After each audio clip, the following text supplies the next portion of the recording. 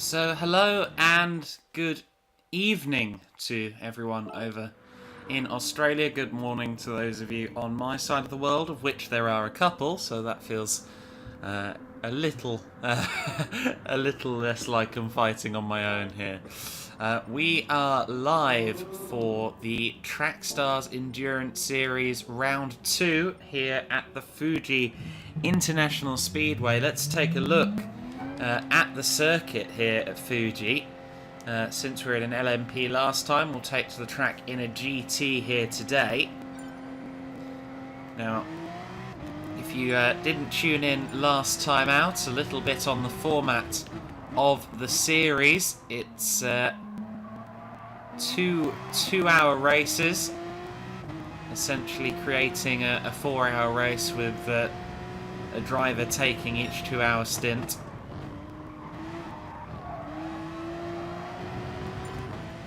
Got the GT cars and the LMPs.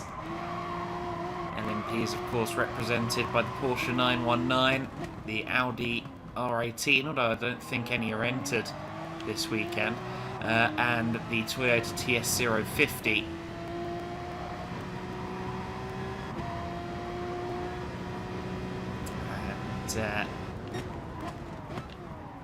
And expecting, oh, I'm used to the chicane.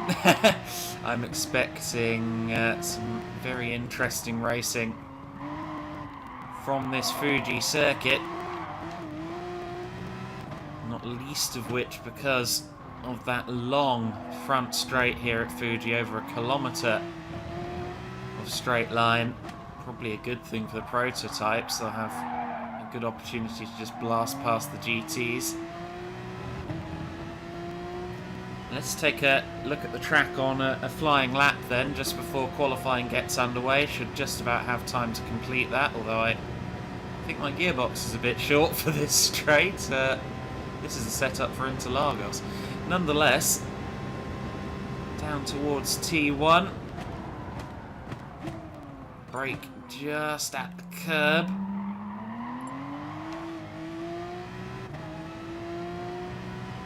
Up through the gears again. Always difficult to get the right amount of curb here into T2. You see I didn't really manage that. And this long sweeper. Gotta be patient, gotta be patient. Feather the throttle a bit.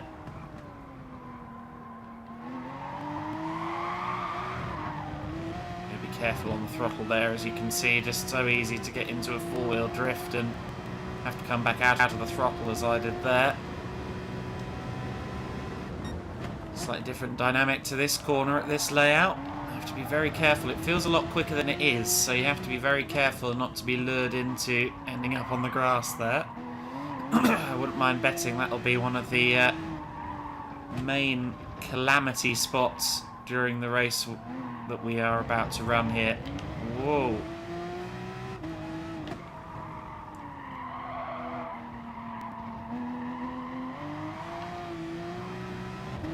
Out of the last turn.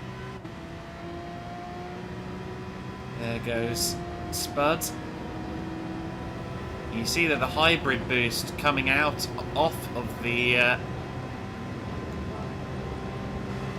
TS050, and that's going to be critical. These cars don't take to long straights that well. I had a lot of power there. I think I had a lot more power than I was meant to have for the BOP, but the point stands, especially down this long straight. Once they get to just before the start-finish line, they are going to find themselves hitting a brick wall as they run out of hybrid boost. The Toyota, at least, runs out of hybrid at 150 miles an hour.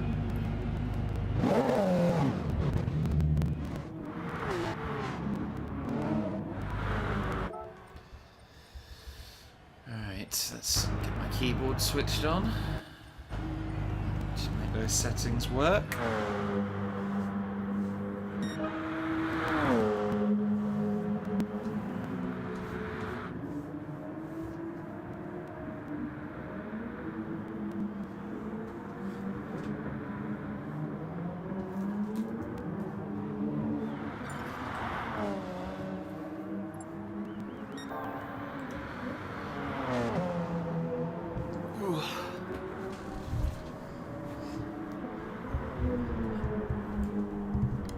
So hearing there that Wiseacre is having some internet connection issues, and we can see that in the room, of course, because he's exiting and entering, entering and exiting. So something going on with Wiseacre's connection there. And a lot of connection issues recent times. The GT Sports servers are looking a little second-hand, to be a little charitable as to how I've described it.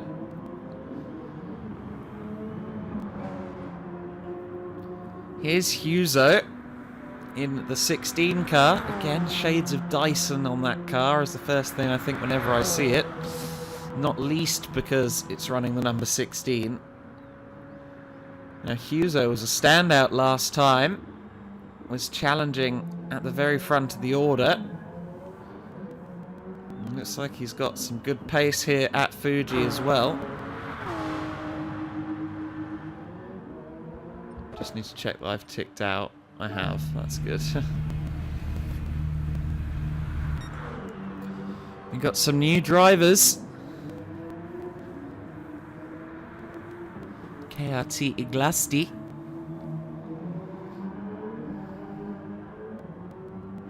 Joining the series for the first time.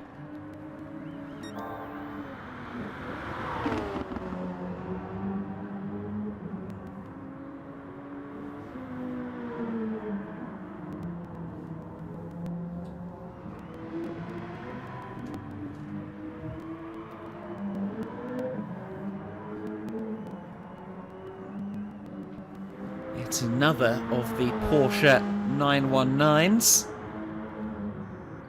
Seem to be very, very popular. Just as popular as the Toyota. Unfortunately, we're going to have another room reset to see if Wiseacre can get in. So that will cause a slight delay to the start of qualifying.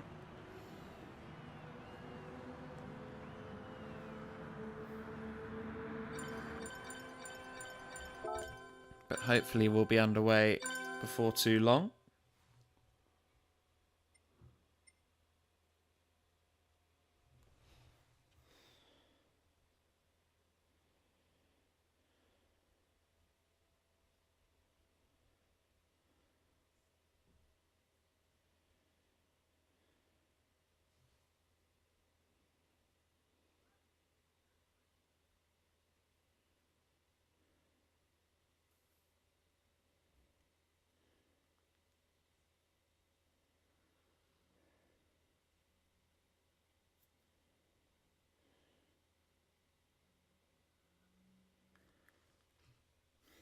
So then, let's see if the room is back open already. It'd be fairly quick if he has.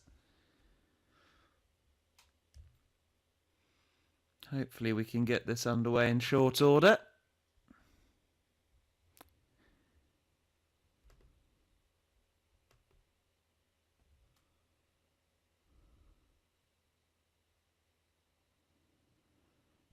Dutch, if that's the case, mate, you need to tell people on the Discord so they can try and find a replacement for you. Please make that clear on the Discord.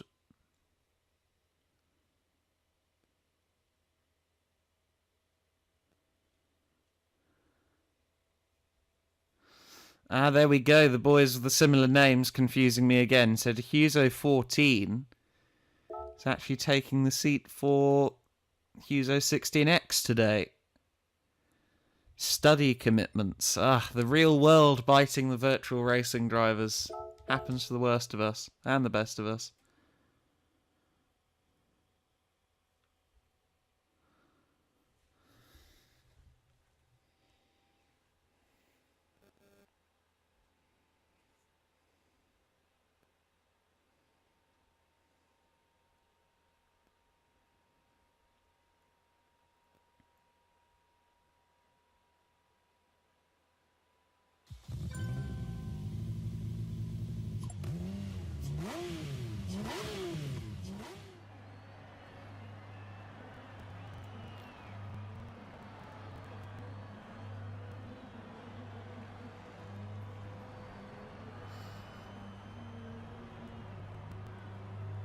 Ah, Dutch is only talking about watching. Okay, that makes sense. Okay, good. I thought he was a competitor. But I didn't think there was anyone called Dutch. I was very confused. That clears it up. Let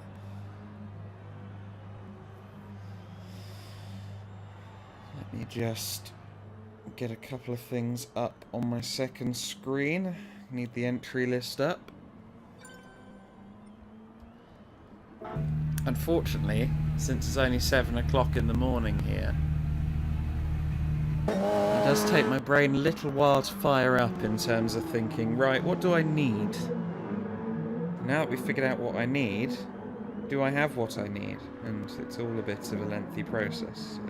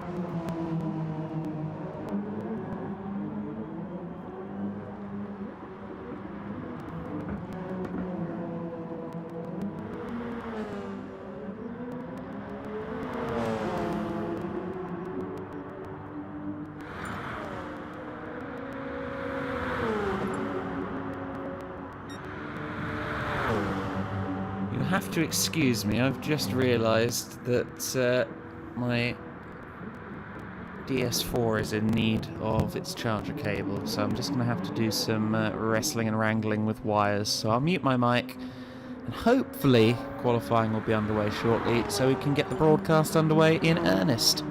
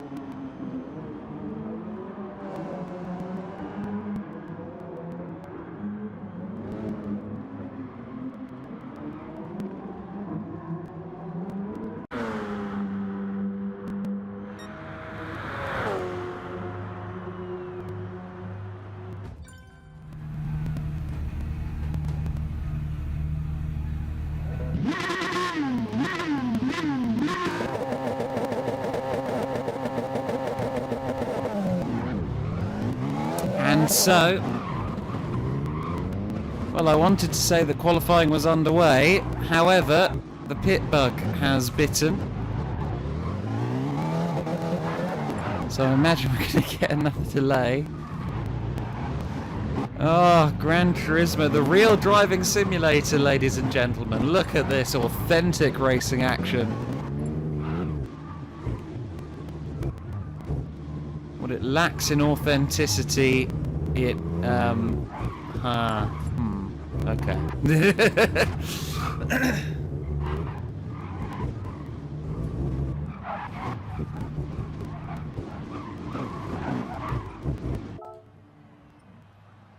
Well, we'll try that again. Oh, I really hope the lobby isn't cooked disappointed. I desperately need to get this the 4-hour race done in good time in order to commit the rest of my day. Oh. Of course, we had some interesting issues with this at Monza. The second race took a turn for the intriguing when Spud's internet decided to go into business for itself.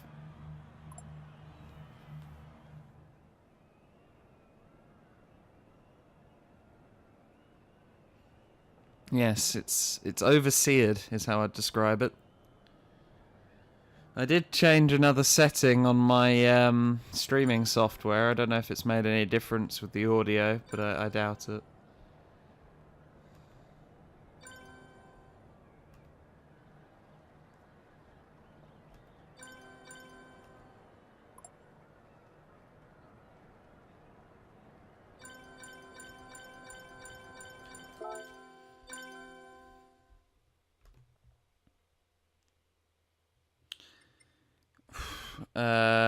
Where do I find that? I've never heard of that before, FP.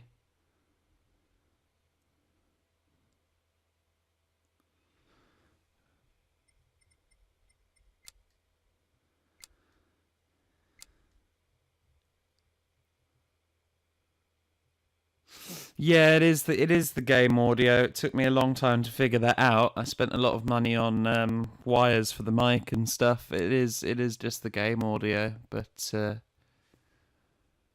quite what is causing it at this stage, I don't know.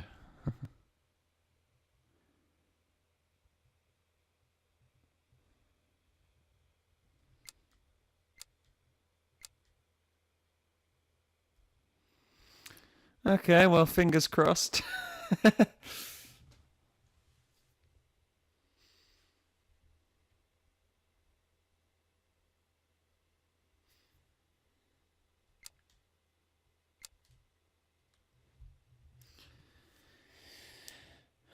Let's hope we get the session underway in short order. As we said, 2 hours of racing.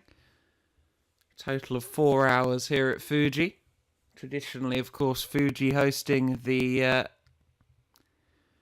1,000 kilometer race.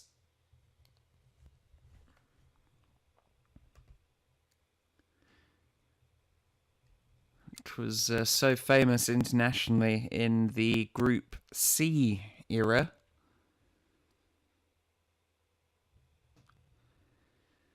Would re-emerge as a qualifying event for the Le Mans 24 Hours at the end of 1999, and has of course become, as a 6-hour race, a fixture in the World Endurance Championship. And it is of course the World Endurance Championship that we largely model this event, or this series, after.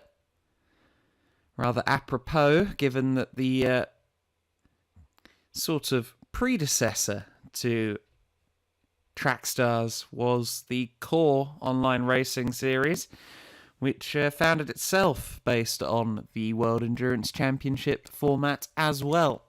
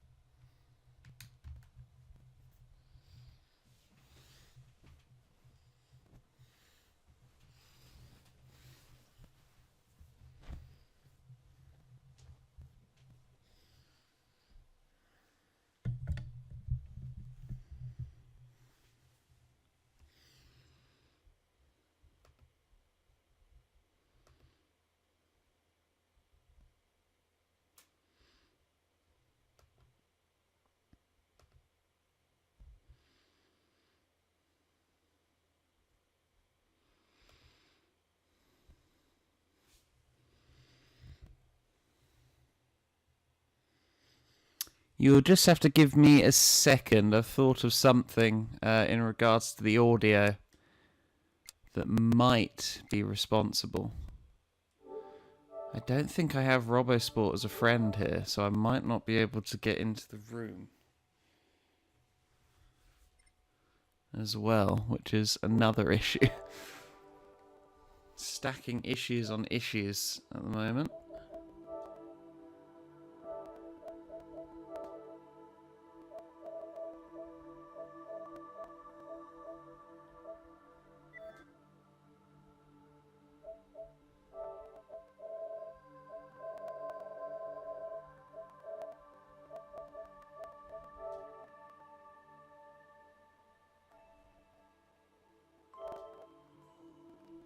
It sounds like Robbo is going to take over the hosting, so I need him.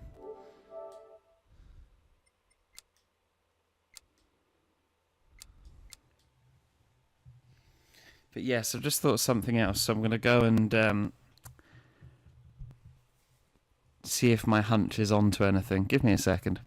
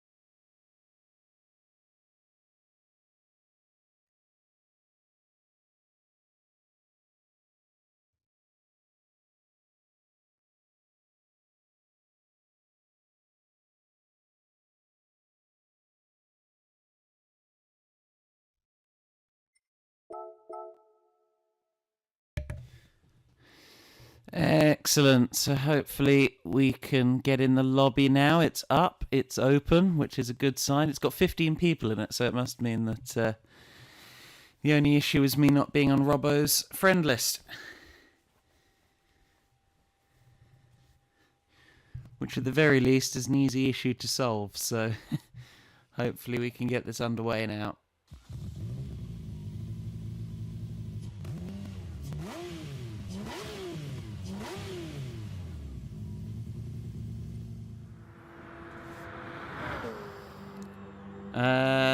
No splitter. No, my mic is connected to my laptop.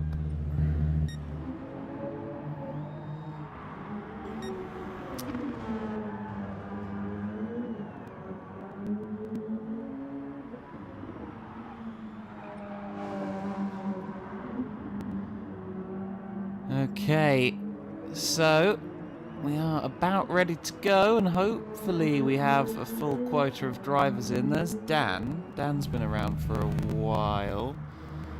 Who was it? It was Wiseacre, wasn't it, who was having a lot of issues, but he's there. That's good. Wiseacre's in.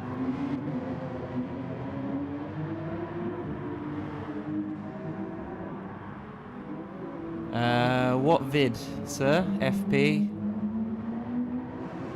What vid?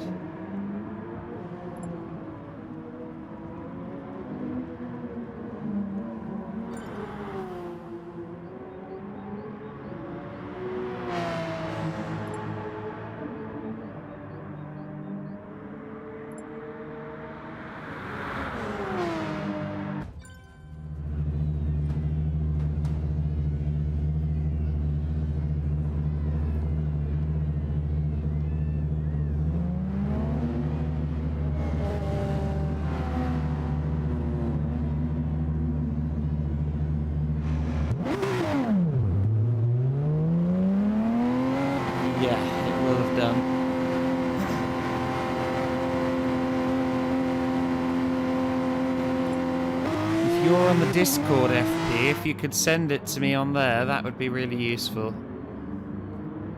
I'll try and implement it for the next race. Nonetheless, qualifying is finally underway here then at the Fuji International Speedway. It's been a little while coming, and it might take a little longer because a black screen for Huzo. Oh, GT Sport, what a complicated and annoying web you weave.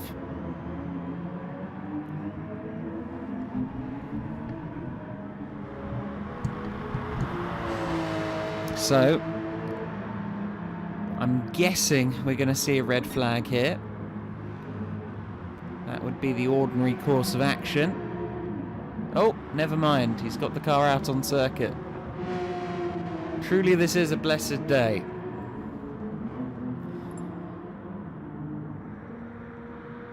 Loudy dark mist in one of the RoboSport Toyotas there. Brandosa just coming out for his outlap in front of him. So the number 20 car will set the initial benchmark.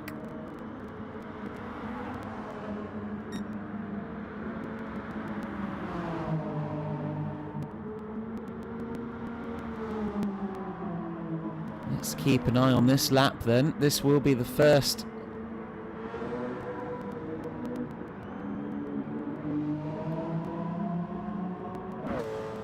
lap of any note, the first fast lap put in during this qualifying session. And let's see what Loudy Dark Mist is made of. He wasn't with us last time, I believe, in Monza. So a good test of a driver that we're yet to see in the Endurance Series. Congratulations, Dutch, on his Gran Turismo sermon abilities. 7 minutes of the session left to go. First quali laps coming in as we look at the background there, Mount Fuji. Across the line. 1:23.6. Let's see what Spud can do. It's going to be quicker. Yes, a 1:22.7. Blacko can't match that. What about our new driver, the Polish driver Iglasti? Only a 1:24. Here comes Dan 08.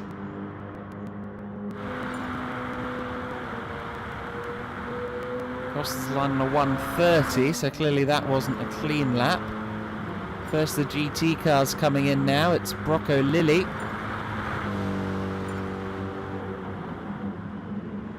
He looks to be the fastest of them at the moment on a 1:39.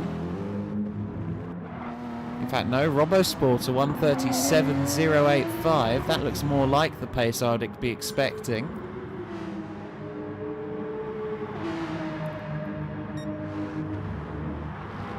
Oh, getting a bit unsettled there into T2 and runs it wide. That's going to be a half-second pen, I think.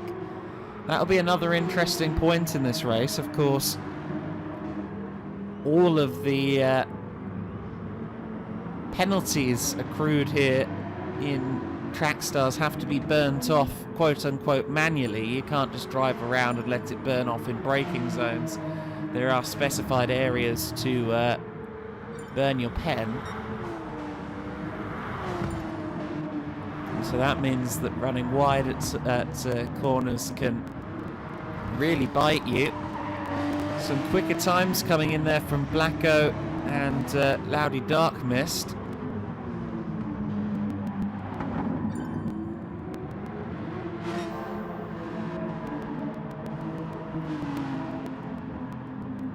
It's racing there, only 14th at the moment. We'd expect more from it normally.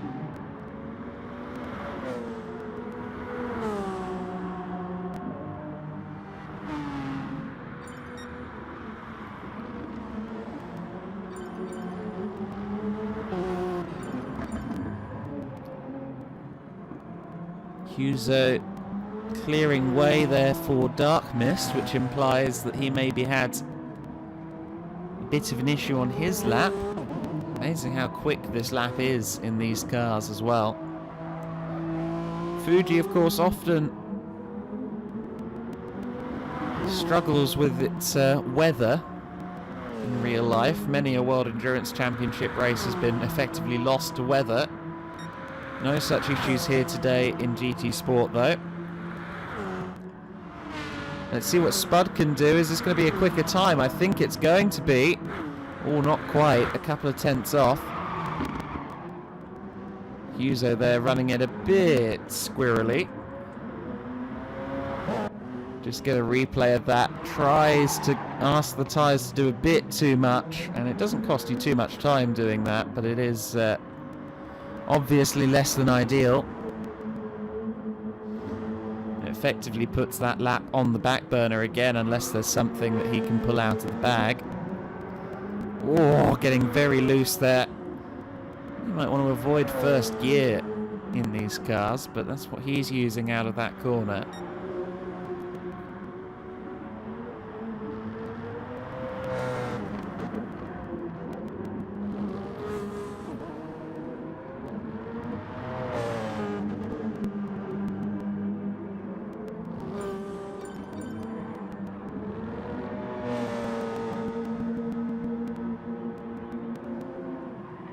He's going to go for another run-up. Let's take a look at the GT proceedings. It's Wiseacre with the quickest time at the moment. Niquez in the Corvette is next up.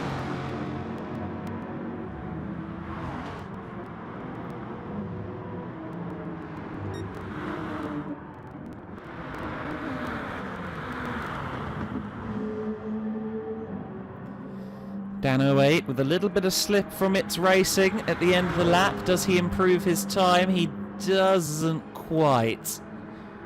Very close to improving the time. Over 190 mile an hour, 310 Ks, heading into T1.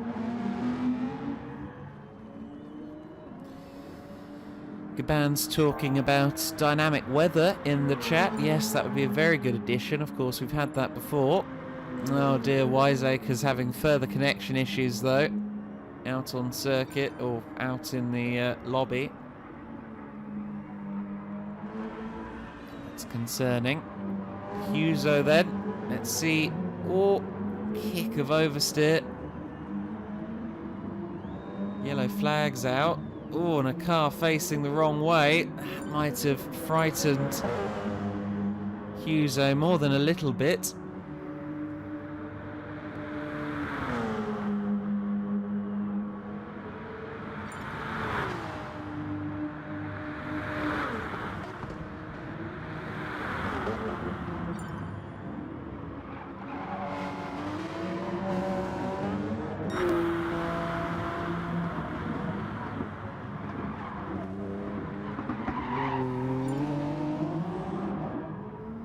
With the 1:22.973, that's getting somewhat close to Spud. Fastest first sector of anyone, purple first sector.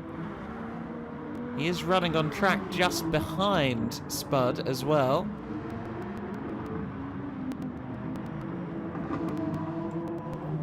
There is Spud coming up on some GT class traffic, flashing the headlights. This is going to be his last attempt. Compromises his run through that corner, dealing with traffic.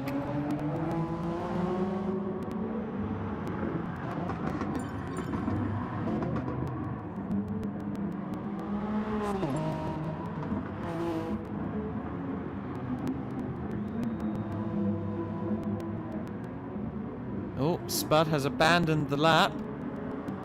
Let's see if Little Blacko's lap is in any better condition. Comes across the line now, and it's not quite enough to improve. Yuzo's already crossed the line, confirmed in third place then. Dan 08 in the 1:44. Crosses the line for a 1:24.0. But that's not enough to improve on his lap time. Iglasti's taken 6th. Brandosa's already crossed the line for 7th. Scale slowly improving his times in 8th. Let's see if it's racing. Well, it looks like he's backed out of the lap already.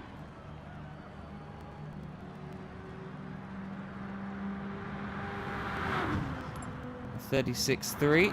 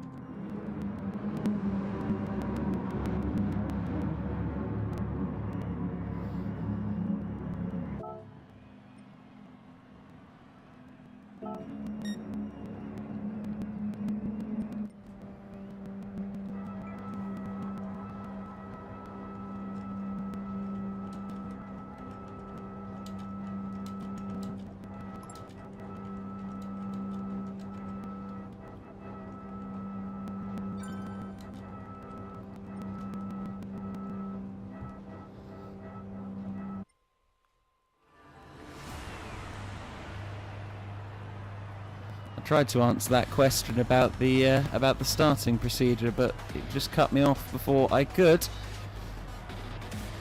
Let's hope that everyone's clear then as the race gets underway. We have a formation lap to adhere to before the rolling start, of course. Looks like we're down a few GT cars today.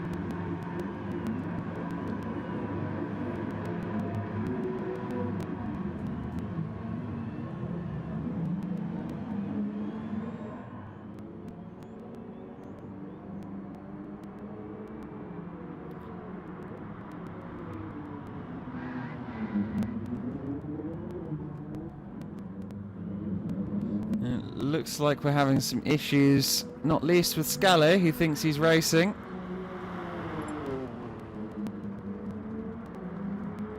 Oh dear. Scale was here last time, so it surprises me that he's forgotten the procedure.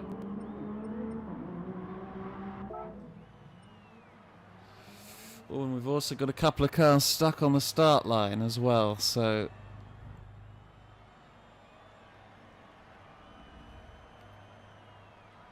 that is also a problem. As if we don't have enough.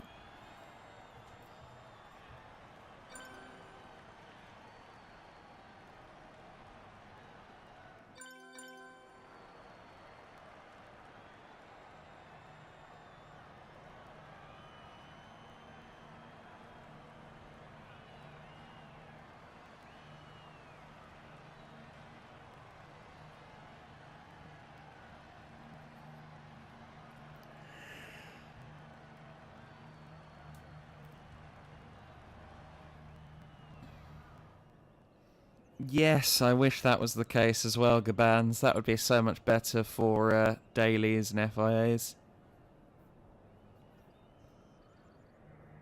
Because a lot of them you just end up kind of having to hope people make mistakes so you can get into their slip, and that's not really racing, is it?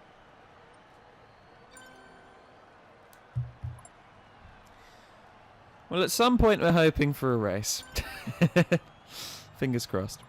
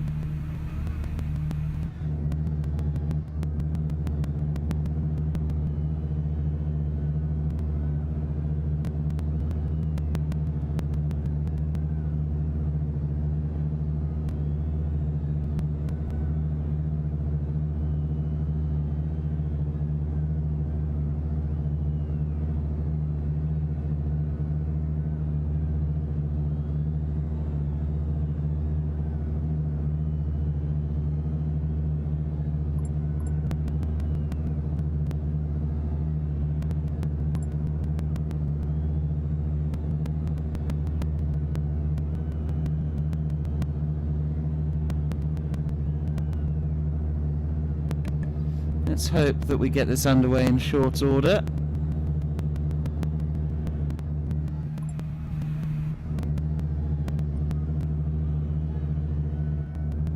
I think there may be some debate going on in the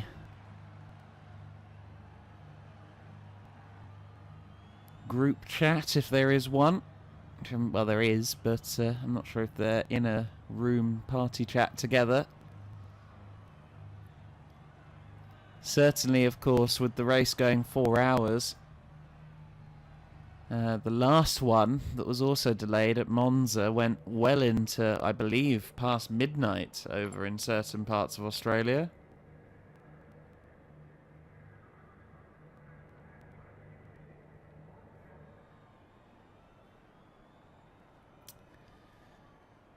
Justin 930 backing his teammate there. How are you, Justin?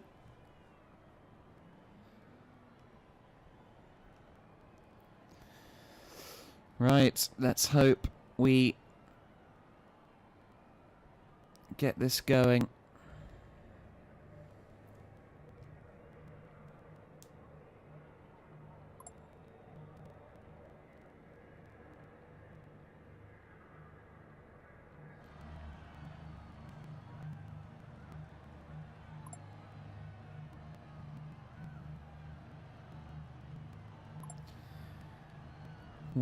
It's racing, changing it to a 90-minute race.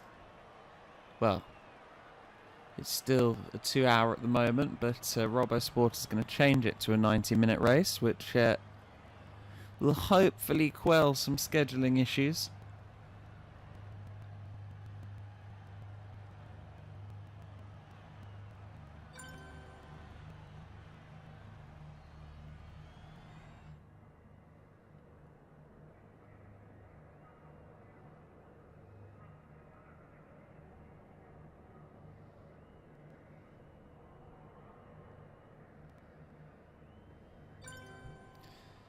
Oh dear, Loudy Darkmist has now left the room.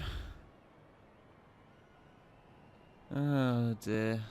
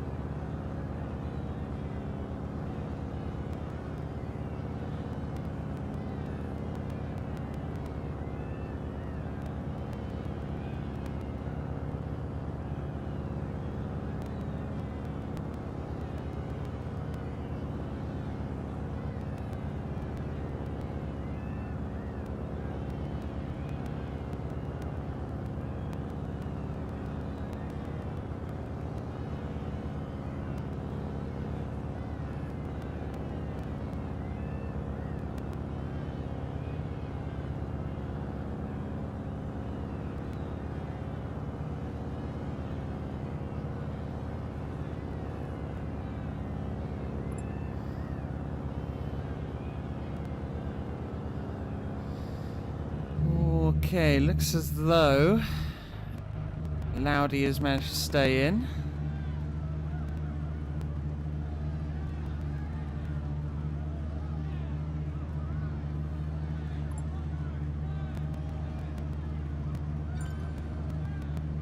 And we are now starting the final, hopefully for the final time.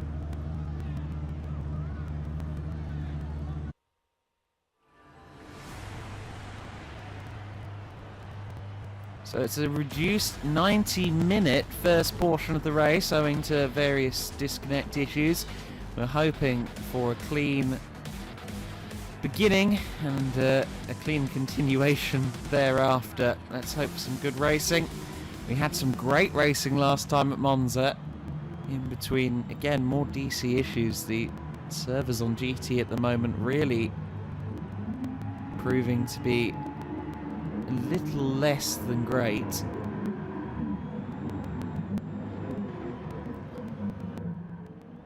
Oh, I don't think everyone's managed to get themselves going.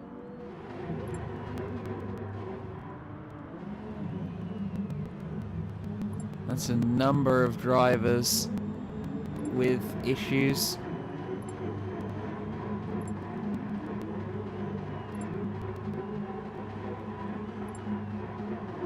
Can't imagine we're going to run with only 11 cars.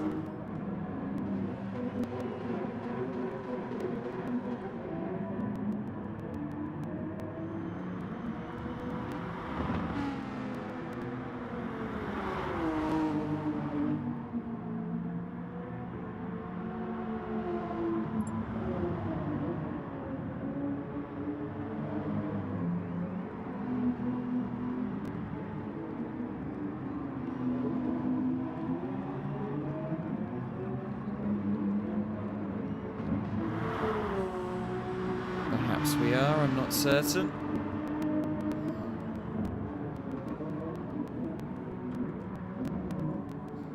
This race has been, shall we say, in the works for a while, so perhaps we are just going to... Gabans, yes, I know that is an issue, I know.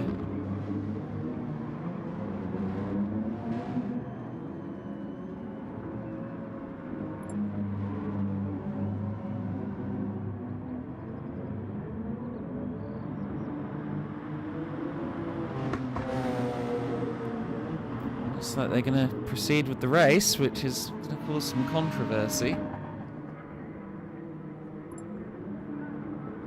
I'm just being honest.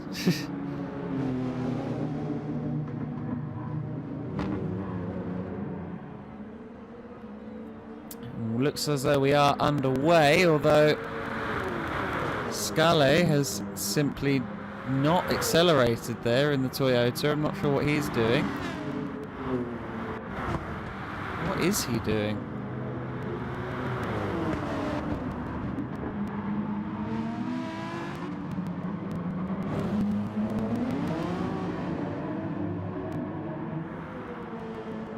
Not so sure, but nonetheless the race is on, and sorry it's been so confusing. I really didn't call the start of that very well, but Spud is leading the way then as we start off.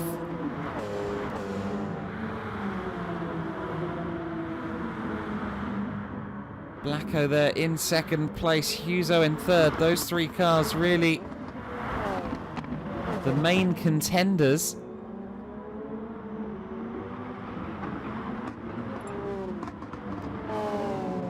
Going into last month's race, I should say. Sorry, getting distracted by all the chat in the chat.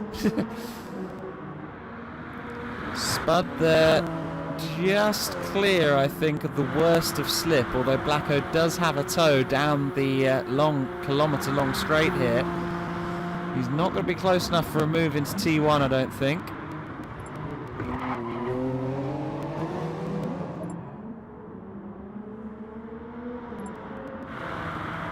People are talking as if It's Racing isn't here, but he is here.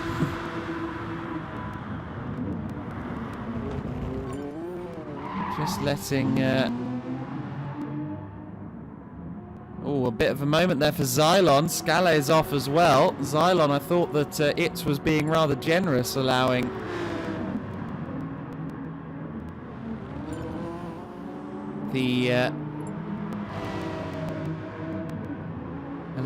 the Toll Aston to just take the place like that, but it turns out he was actually being rather wise, because Xylon was far too deep on the brakes and he's now lost second in class to Brocco Lilly. Scale, meanwhile, is rather involved with the GT race at the moment. Blacko is a little closer this time. We saw that he made about half a second in the slip.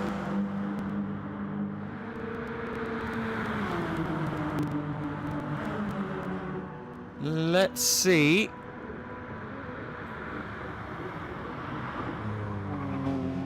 Not quite close enough.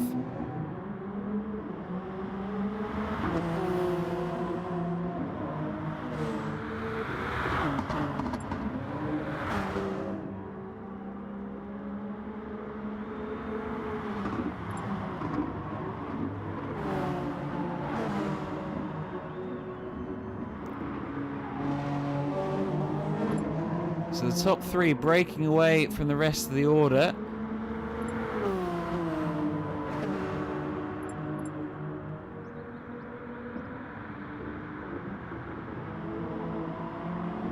It is Spud whom leads the way.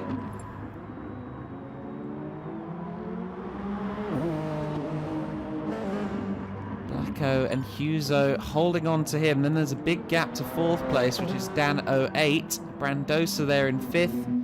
Scale rather on his own island in sixth. Then It's Racing driving away from the GT pack in seventh place. Brocco Lilly and Xylon having a good battle for second in GT at the moment.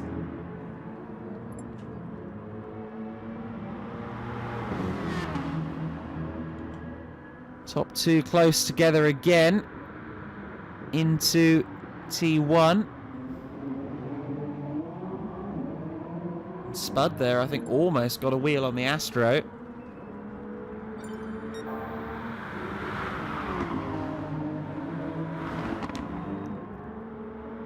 A 1:23.4. Last time for Blacko. That is the fastest lap of the race, but of course Slipstream is a big O help here. And so Spud's pace shouldn't really be judged based on the fact that he's towing Blacko around at the moment. Of course, this may also have a benefit to Blacko's fuel usage across the race.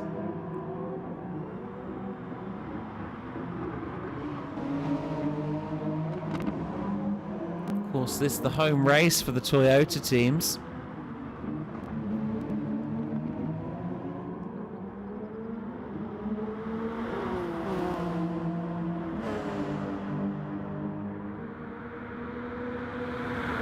Moment. It is a Toyota 1-2. Spud under pressure.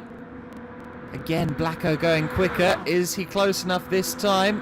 Almost does top 320 kilometers an hour.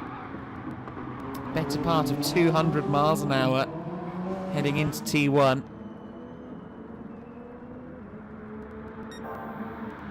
Blacko had a little look to the inside there. Looks as though Spud might be a bit jittery on connection, which is concerning because we saw what happened last time at Monza.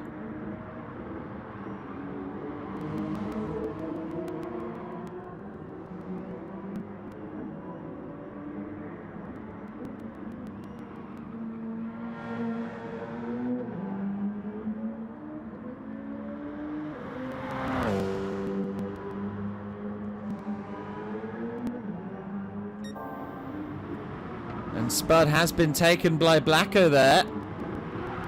Apologies, we looked away at the wrong moment there. Let's see if we can see the move happen. Yes, side by side.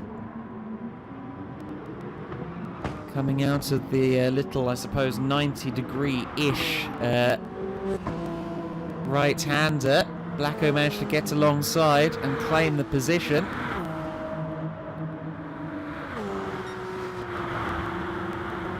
Robbo Sport there, looking like he's standing still in the Porsche. We assure you it is a fast car. These LMPs are a whole other breed.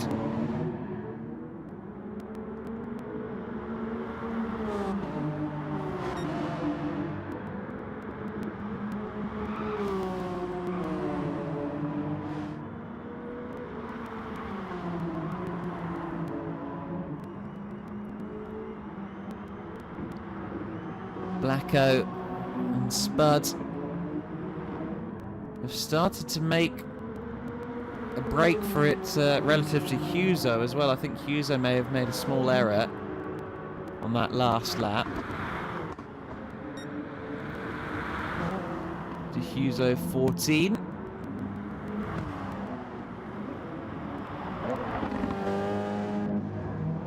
Running a steady third place at the moment. Dan fourth, Brandosa fifth. Then it's Scully.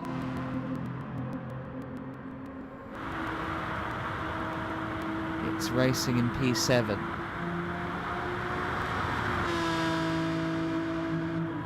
Leading GT by quite a way.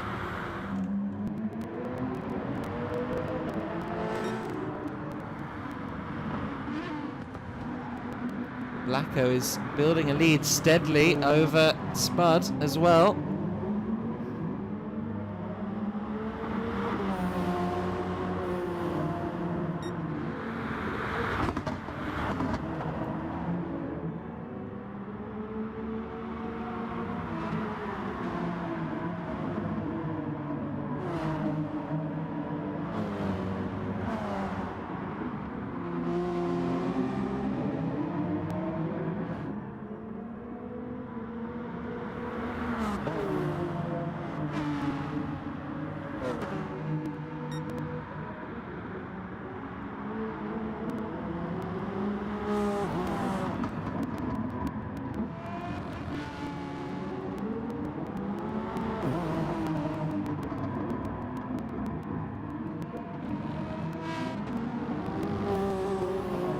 GT field very promptly lapped here. Of course, that long kilometre straight, especially in the first section of it, the prototypes are a lot quicker. It kind of evens out as they continue on. Just like Blacko, not as efficient with his boost, his hybrid. You saw that his car was basically out of charge. Spud, meanwhile, had a lot more in the tank. That could be a factor as the race goes on. If Spud is better at lifting and coasting and keeping the battery charged, especially down the main straight, that can be quite useful. So we'll follow that situation as it evolves. Robbo Sport and Benjo have been running well in the battle for 10th. Robbo has got past Benjo.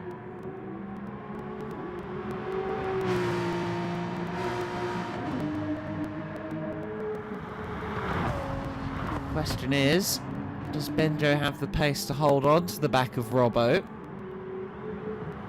Good to see Robbo at the wheel again. He does have some damage on my screen, concerningly.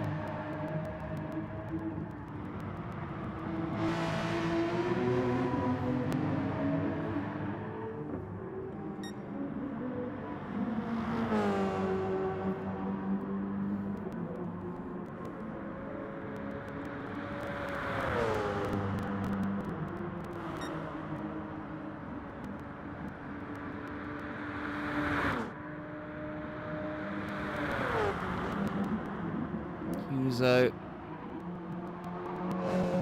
still just steadily dropping back from the leaders.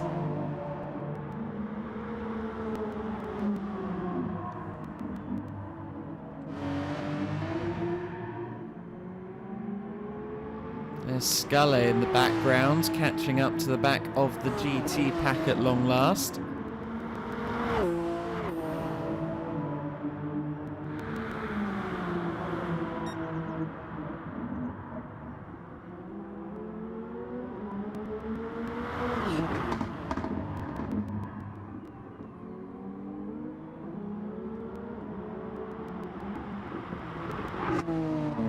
.22.9, the quickest lap of anyone last time by for little Blacko. Of course, he didn't have slip either. But again, look at the boost situation there in the bottom left. Blacko's car's out of boost now. But Spud continues with his boost. Of course, once you get to 150 miles an hour, about 250 k's, this car drops its boost anyway. But Spud's got a great run down the straight. Looks to the inside at T1. Is he going to be able to make the move stick? 22 versus 32, side by side. Match Spuds versus Robbo Sport. Spud has to bide his time just a little bit longer. 22.668, the fastest lap of the race. Going to Spud with the benefit of slip. Again, he's doing a very good job at lifting and coasting, keeping the boost in play for him.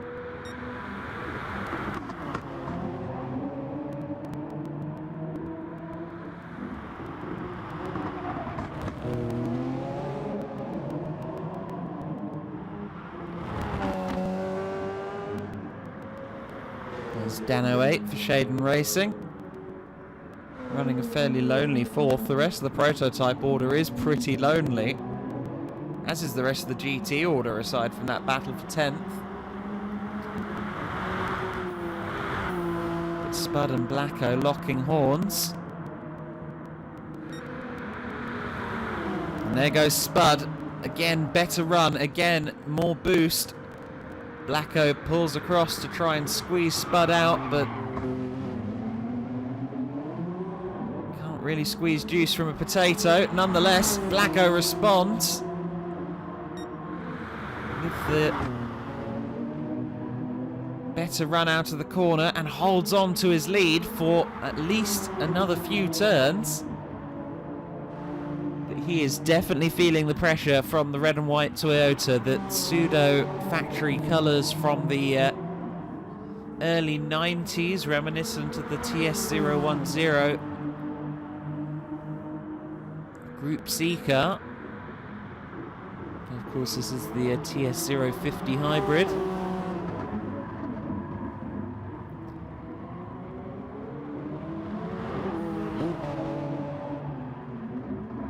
Blacko running it a bit wide there. Spud all over the back of him, and again he's got a full quota of battery. Blacko does not.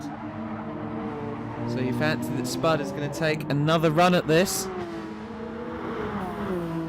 Got some traffic to deal with as well in the form of Benjo, who has dropped off the back of RoboSport quite significantly.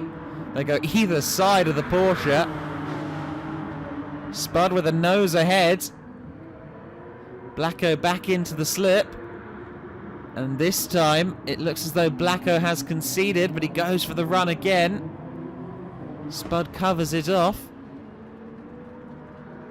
Surely not 2x2 here, boys. No, Blacko thinks better of it. Great close racing between these two. There's the imposing sight of Mount Fuji.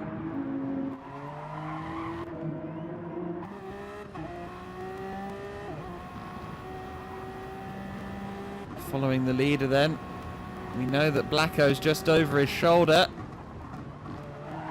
Here's RoboSport. Let's take a look at Blacko.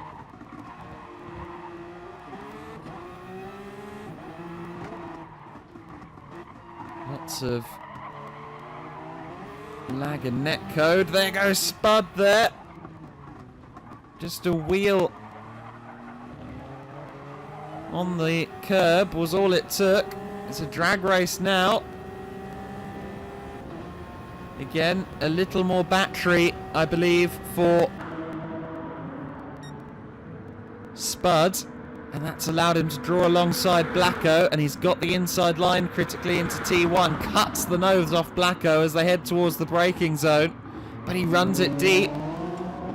Blacko tags the side of him. They're side by side still as they head down the hill. But Spud just about holds on. Great close racing between these two drivers. Commendable stuff.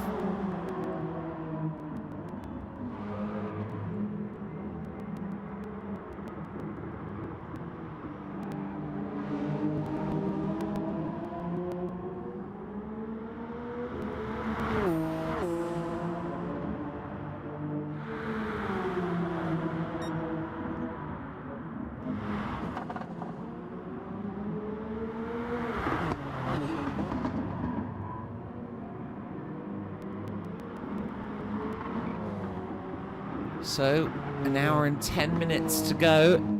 20 minutes in the books. And the stalemate continues between these two competitors.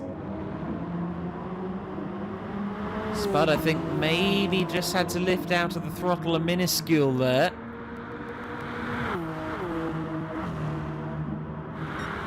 Blacko, I don't think close enough to challenge into T1, although he gets closer and closer, of course, as the straight wears on.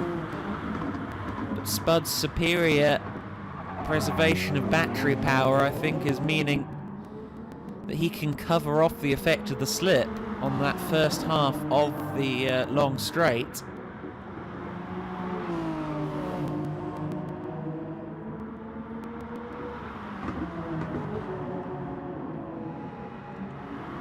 GT leader still It's Racing.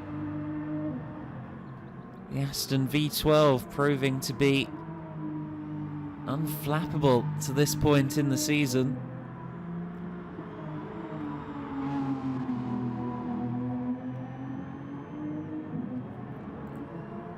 Xylon some 6 seconds further back.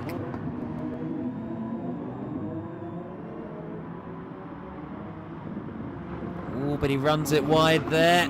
Oh, that's costly.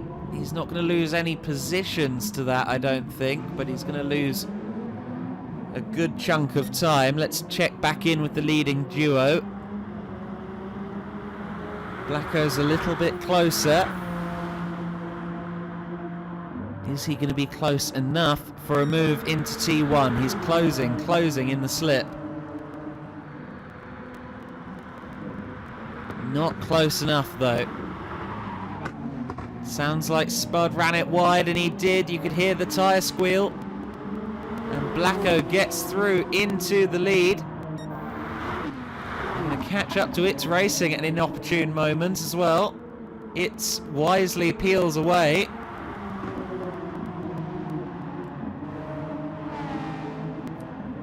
Spud hounding from P2.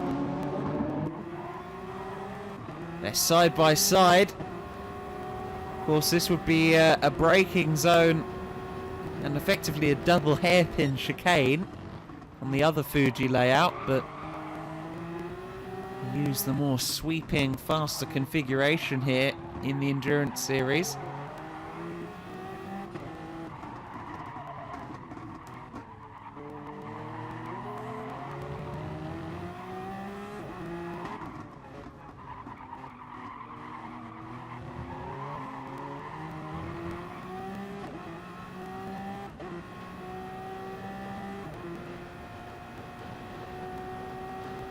Let's see how Spud closes up. Blacko will be watching the rear view mirrors. Looking at how they close up on the straight, I think Spud might be running slightly less wing as well.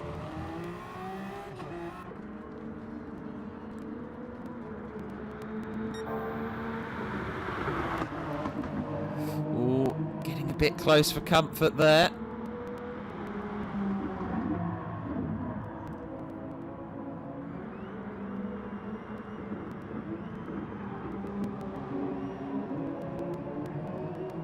Of course, despite this battling, Huso isn't actually gaining on them, so this is a really good sign for the race of Blacko and Spud. But what I will say as well is they're not really holding each other up in battle. More than anything, they're providing slipstream for each other down that main straight, which is critical. And they're continuing to push on. Have to make pit stops, of course, but with a 90-minute race, I think it's going to be a one-stop scenario.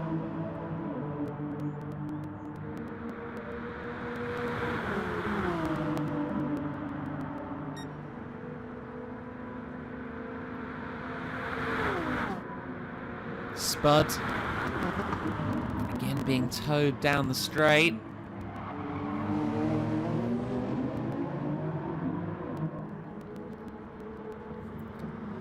As these two continue on, let's take a look elsewhere. Dan 08 is being closed up on by Brandosa.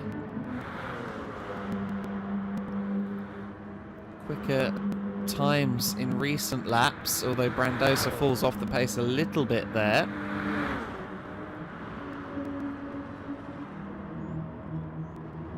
Aside from that and the lead battle, that's really all we have.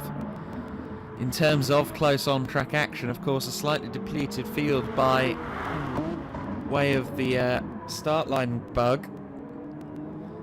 Can argue each way in favour of red flag and getting the race underway, given how far behind schedule we already were.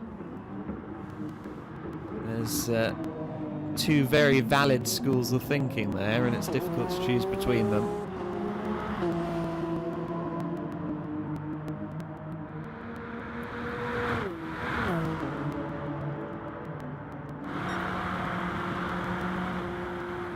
coming down between Blacko and Spud down the straight yet again, but Spud not within range of an overtake there. He got the apex slightly better hooked up than Blacko at T1, but he doesn't get the better run.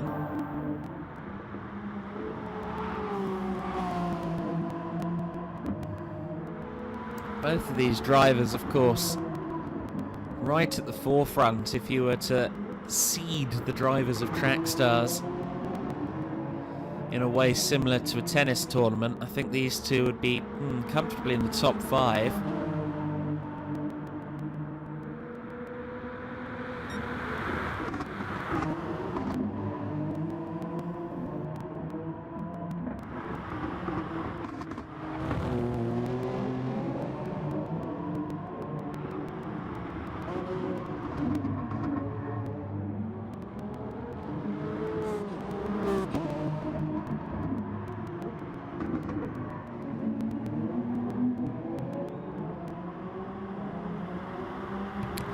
It looked like there was a bit of understeer there for Spud.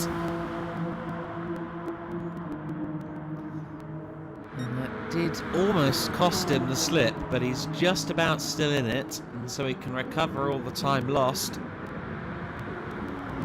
On the approach to T1, in fact, he makes the dive. Blacko there gives him room. I wasn't expecting Spud to make that move.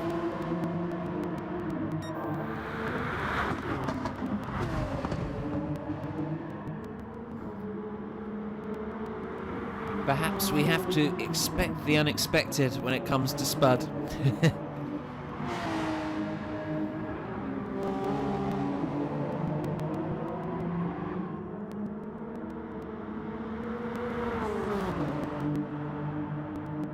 Spud well in the slip at the moment then. Can he challenge down the main straight, or can he do it before? Not quite close enough. At the part of the circuit where he, of course, initially lost the lead, just a few laps in.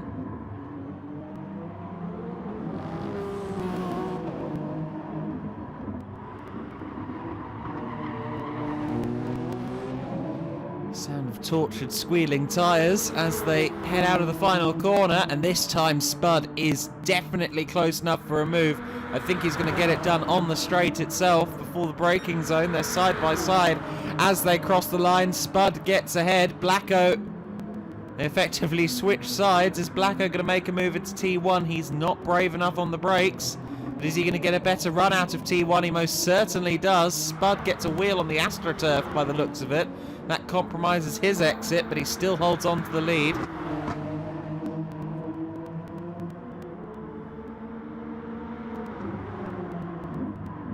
This battle for the lead has been on all race so far.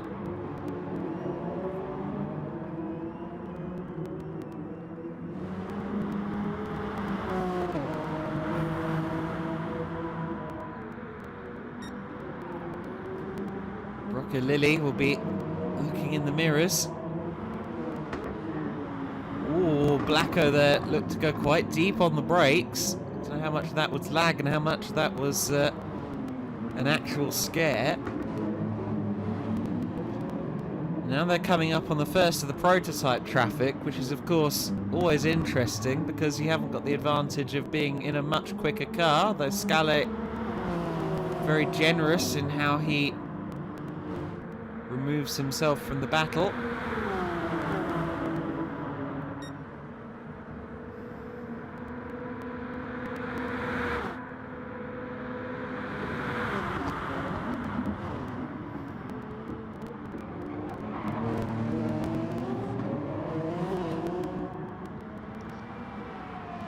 Spud getting another wheel on the Astro out of turn 1 by the looks of it. He's managing to avoid having any issues courtesy of these little moments.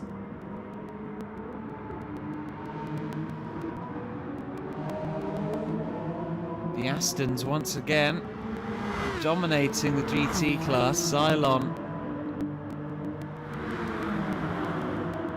building his gap over the BMW in P3 after that spin.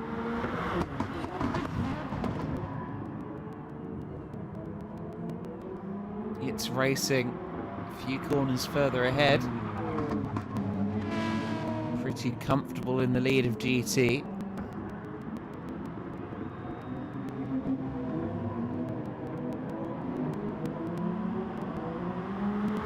Spud and Blacko have both held the lead at various points, but I don't think any of them would be at risk of calling it comfortable. The seas have been unsteady so far. Let's see if Blacko makes a move into T1. I think he had the run. He was quite generous there to Spud in order to...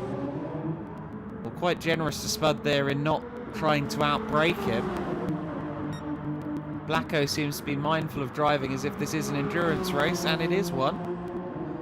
I think he may have just nibbled the back of Spud there, but didn't cause either of them too many issues.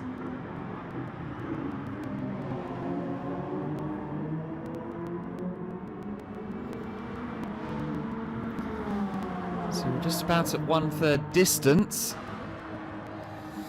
And into the pits is coming Brandosa. That'll be the first pit stop. Now, is he planning to fill the car and run till the end? That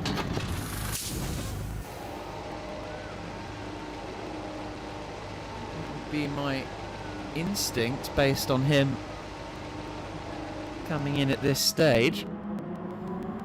We'll see in due course. Blacko still right there in the wheel tracks.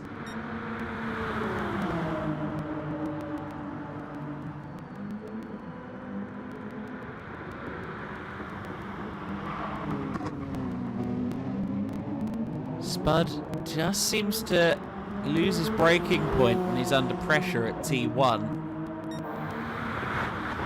Which is of course completely understandable. Don't take it as a critique because it's not one, but he often does just overshoot it, and Blacko tries to take advantage of that by getting himself hooked up for a good run towards turn 2.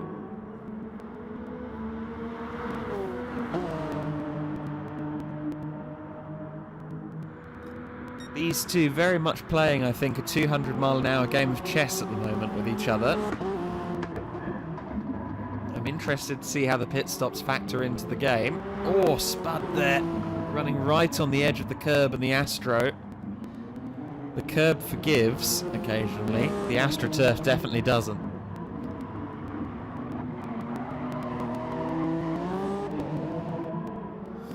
Little Blacko out of shape there. Is he still within slipstream range? Just about. That's all important. He needs to not drop the slip. He's right on the verge of being too far gone to get that slipstream assistance down the main straight. Shout out to Huzo in 3rd place, 6.9 seconds off the lead. He was about 6.5 10 laps ago, so he's staying with it. Let's take a look at his fuel relative to Blacko's.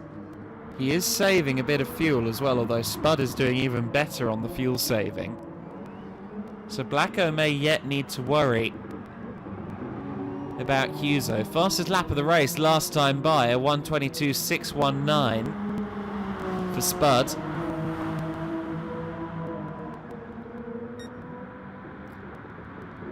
Booyaka, booyaka. If you know, you know.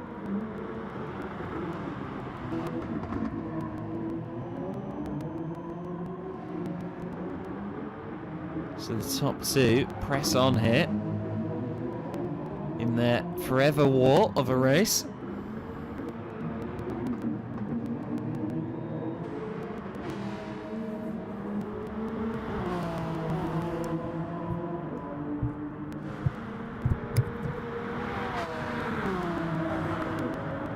And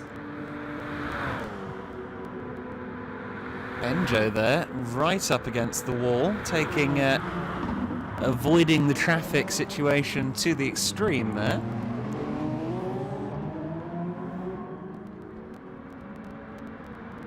Brandosa, meanwhile, I think he's caught behind a GT car, is he? No, is he there on his own? It's difficult to say. No, he was caught behind a GT car, Xylon. Those Astons have truly driven away from the rest of the pack. Oh, look at this. Blacko just found himself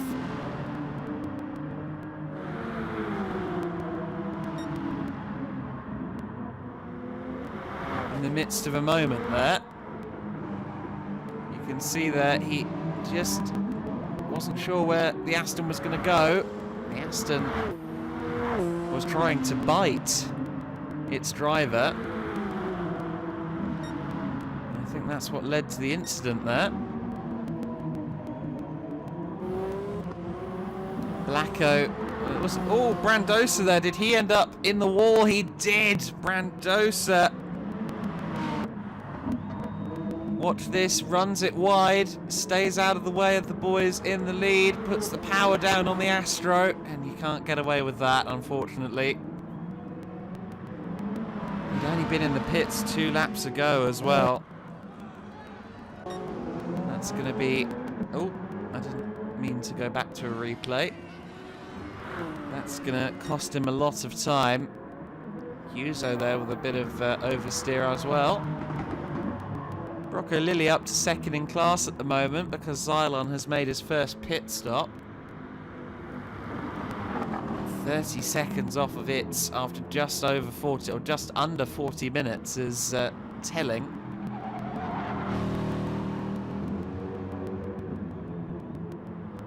He does, however, have a good cushion over Robbo, who's running theoretical 3rd at the moment.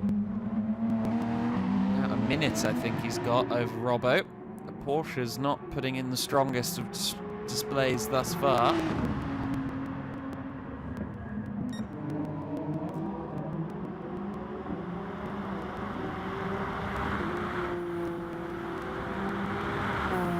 .22.8 last time by for Blacko, but look at the gap. It's out to the point where the slip isn't helping him.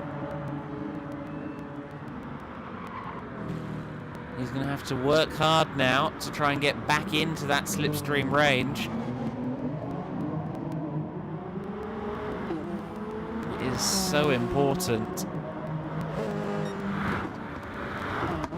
to have that slipstream.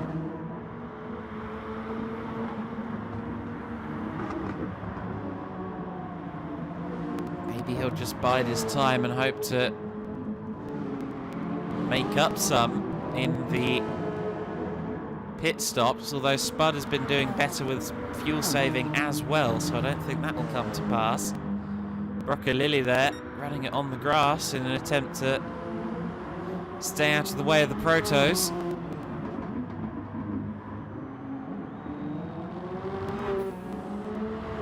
Is that It's Racing coming into the pits? It is.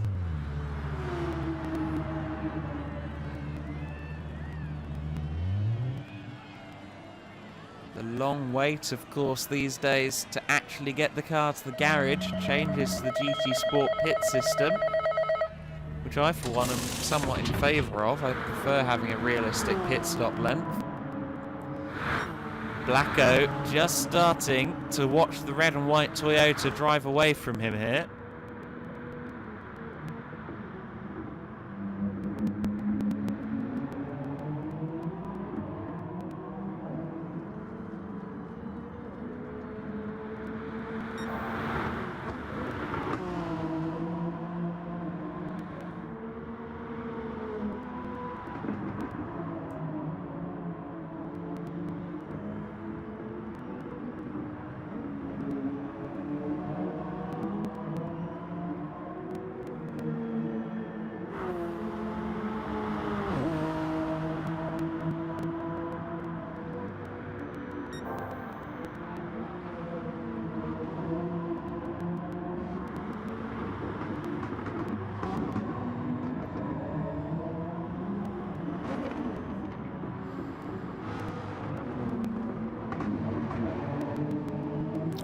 Benjo there, just dealing with some snap oversteer right in front of the leader. That cost Spud a little bit of time there. has allowed Blacko just about back into slipstream range as well. Spud's going to be kicking himself for that. Benjo comes into the pit lane.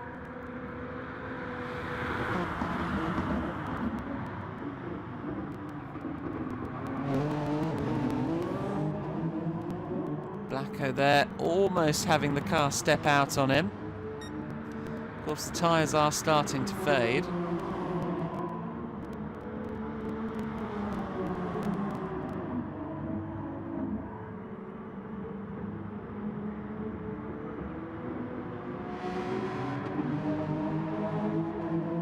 Robbo Sport,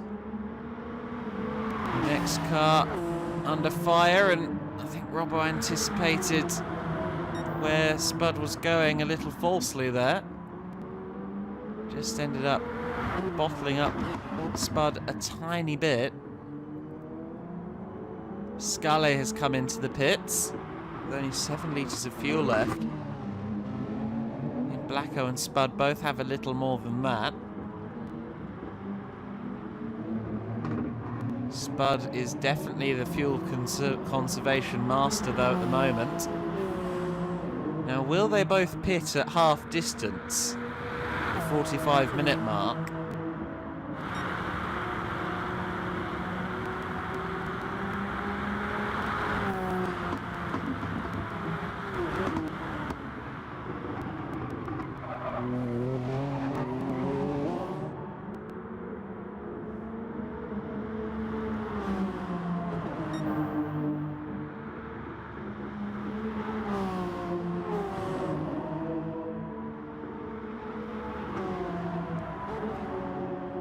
Spud and Blacko have really been putting in a masterclass drive here. Look at the top two in GT, very close together. Of course, Broccolilli is yet to pit.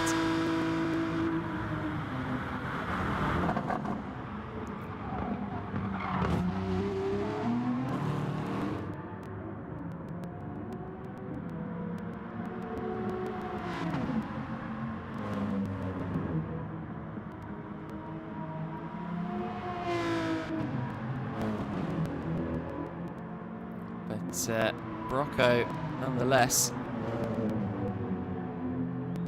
having a good, strong, consistent race here. Will probably be in the next couple of laps. Will likely fall back to third place, but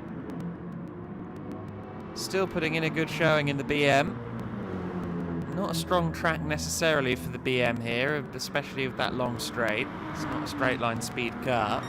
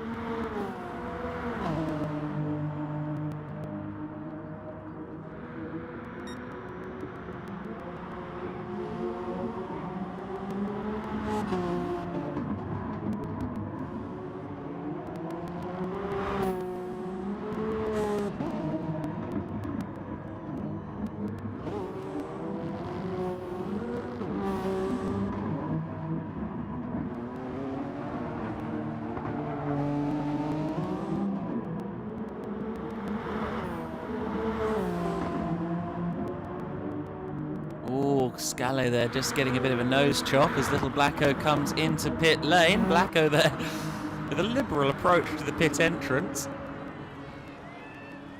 Just 5 litres of fuel left in the tank of the Toyota. And so interestingly, he's come into the pits at pretty much exactly half distance. Now he is going to have a longer pit stop here, of course, because he's used more fuel than Spud, so I'd anticipate that it's going to be a longer pit stop for him. However, and this factor will of course depend on when Spud pits, but if Spud stays out there for 2 or 3 laps, then the difference in the tyres might be noticeable towards the end of the race in Blacko's favour. Blacko comes back out in third place. Won't have any fears of losing second once Huzo makes his pit stop.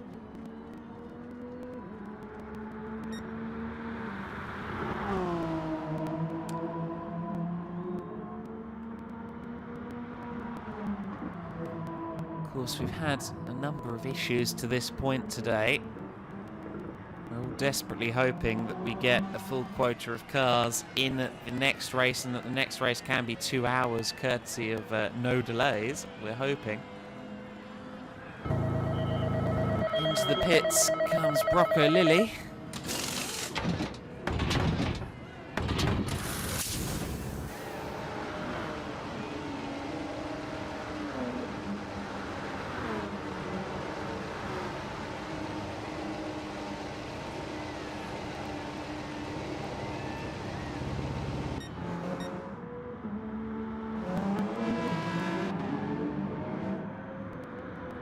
Huzo's lost a little bit more time over the last couple of laps to Spud. Although Spud has been leathering it these last few laps, a 1:22.2, his fastest lap of the race. Just a couple of laps ago.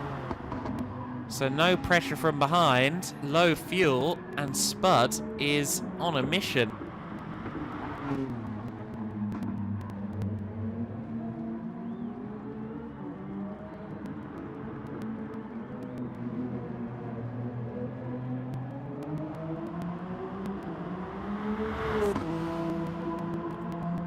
Looks like Spud's heading for pit entry. He is. He's a little more gentlemanly with the pit entrance. Now let's follow Blacko and see where he is relative to Spud once Spud makes his way out. We're right on board with Blacko. At the wheel of the RoboSport Toyota.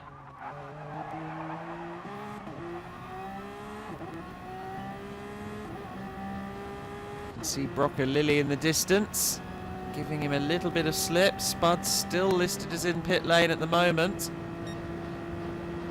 Is he just about to come out? He is. You can just see on the horizon there, Spud making his way out. Benjo there with all sorts of issues. I think that's connection more so than late braking, I think, unless he was really watching the mirrors to try and avoid Blacko. Maybe that was the case.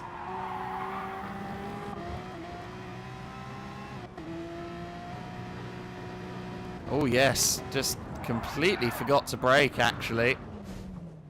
That's less than ideal. More damage for him. And so 2.3 seconds, the gap between Spud and Blacko, so it's extended. That's largely thanks to Spud's rather excellent efforts there on the in-laps. The 2 or 3 in-laps between his and Blacko's stops were absolutely impeccable. He's filled the car all the way up, which, I mean, he didn't need to. Which maybe suggests he's going to avoid the fuel saving on this last stint and put the hammer down. Huzo, meanwhile, running on just a thimble of fuel. He's not got much left in the tank at all. I think he's going to be in this time. And just 22 seconds over Spud, therefore about 25 seconds over Blacko. We can say with pretty solid certainty that he will end up down in P3, probably on his own little island as he was before the stops. Oh, snap oversteer once again on the Porsche, and he does indeed come in. For a second I thought he was going to do another lap. I wasn't sure he had another lap in him, so glad to see the car come in. And the service will begin for Huso. He'll drop down to 3rd place in the race. Here's It's Racing, continuing to lead the way in the GT class.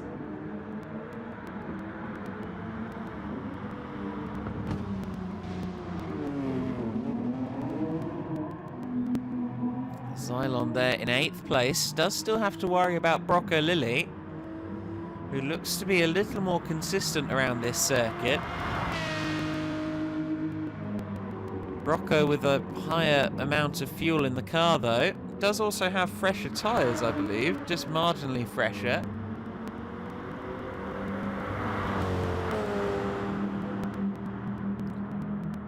So we'll see how that one plays out. It'll take a mega stint from Brocco Lilly to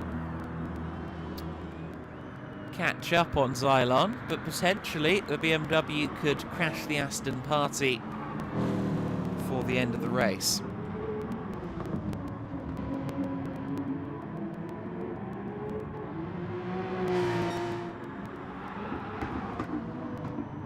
I think Benjo may have quit the lobby as well.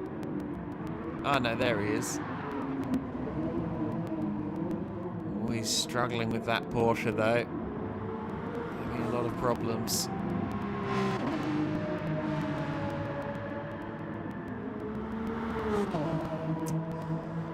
Just 2 seconds between Spud and Blacko then.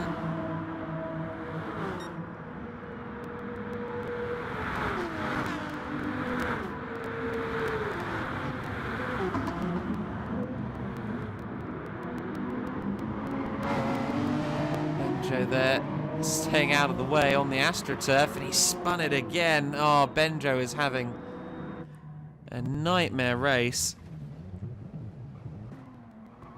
He was running it wide.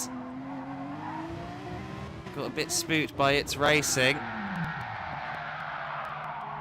Oh, and he's so lucky that he ghosted there, otherwise little Blacko would have been more than a little unhappy. Yet more damage on the... oh, sorry, didn't mean to do that. A little more damage as well on the Toyota. On the Porsche, I should say. Oh, and RoboSport there. He's into the barriers as well. So yet more drama. The Porsche's really struggling in the traffic. Just see there. Oh, he was running it wide at the corner previous as well. And then found the limit of adhesion and went beyond it. Watching in the rearview mirrors, I dare say. But he's been displayed for me as having damage for a long time, and he doesn't... Ah, okay, no, he is into the pits, so he must have damage. It looks like that might have come from a previous incident.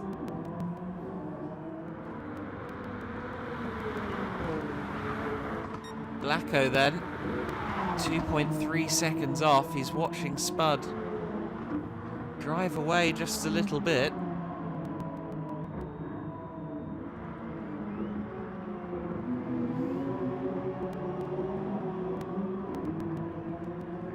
Spud will of course have slightly fresher rubber as well. Coming into the pits later. Does have slightly more fuel on board.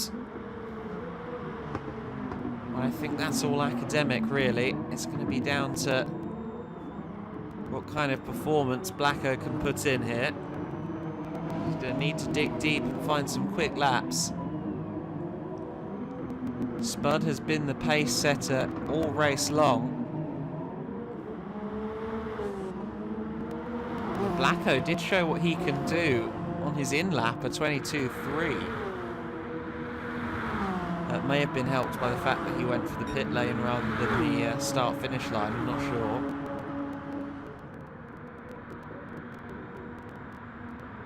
In fact, no, that will have been his lap before his in-lap, so... A 122.3 right towards the end of his stint shows that he can match Spud for pace, more or less. And he has made about 3/10 on this lap over Spud. Looks as though Spud's not quite on the money at the moment. Is he just fuel and battery saving? We know that he's good at that. We've seen that already, and again you can see an illustration there on the battery levels. Blacko with not nearly as much.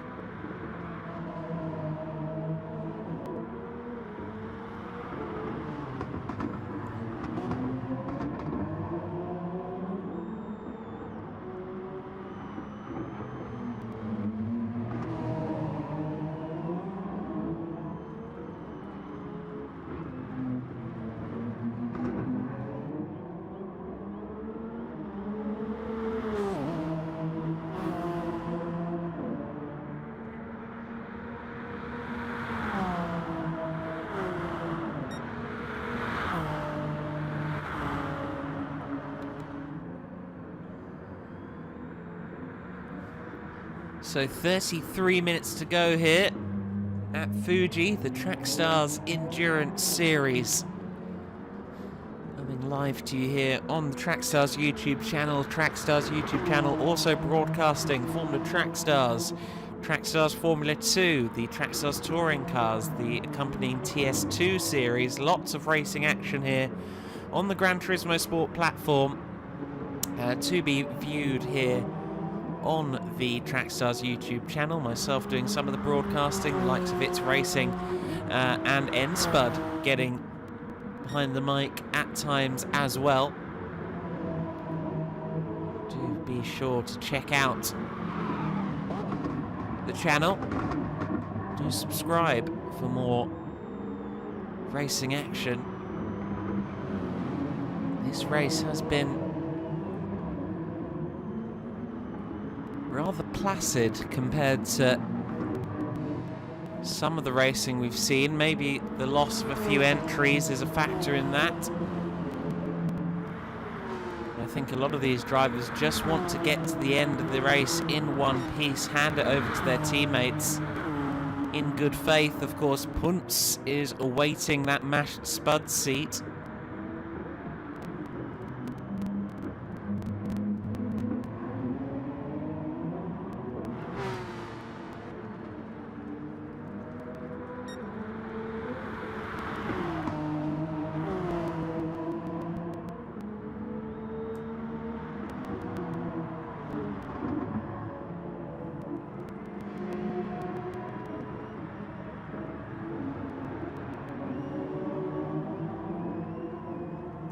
Spud there just getting wheels on the grass. Always dangerous. 1.4 seconds the gap between Spud and Blacko.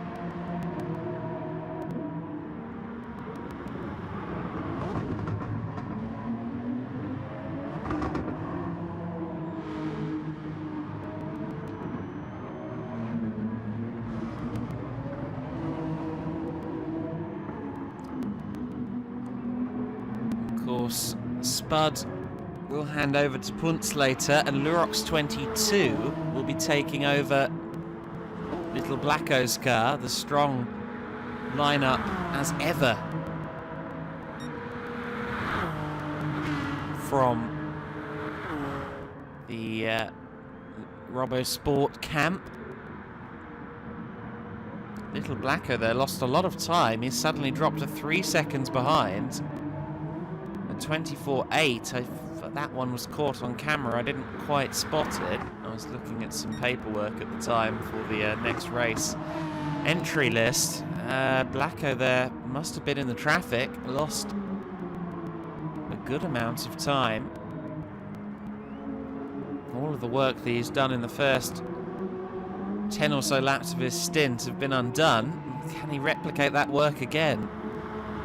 Spud and Blacko so evenly matched, and so when little moments happen, they are rather harshly punished. It's going to take a lot to catch and pass Spud in the next half hour when he has a lead. Because frankly, I think it would probably take either some very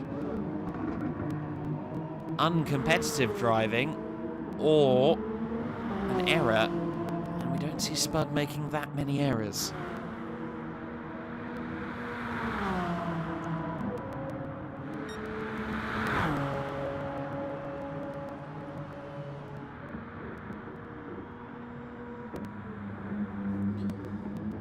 We expect to see Diswood at the wheel of the 16 car later. Now Diswood, of course, always a competitive driver. So excited to see how he factors in the number 16 when he takes it over from D. Huso. And there's a small matter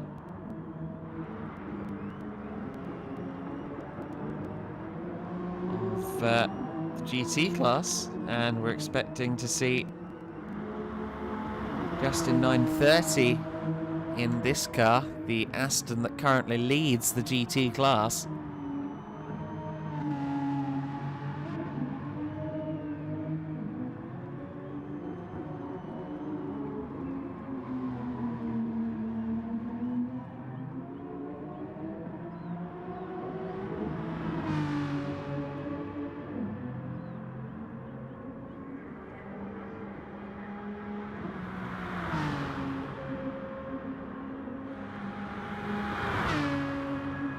His fastest lap of the race there. It's racing a 35.603, so he's really pulled the pin on that Aston. It's well clear, of course, of this man. The whole front straight between the top two.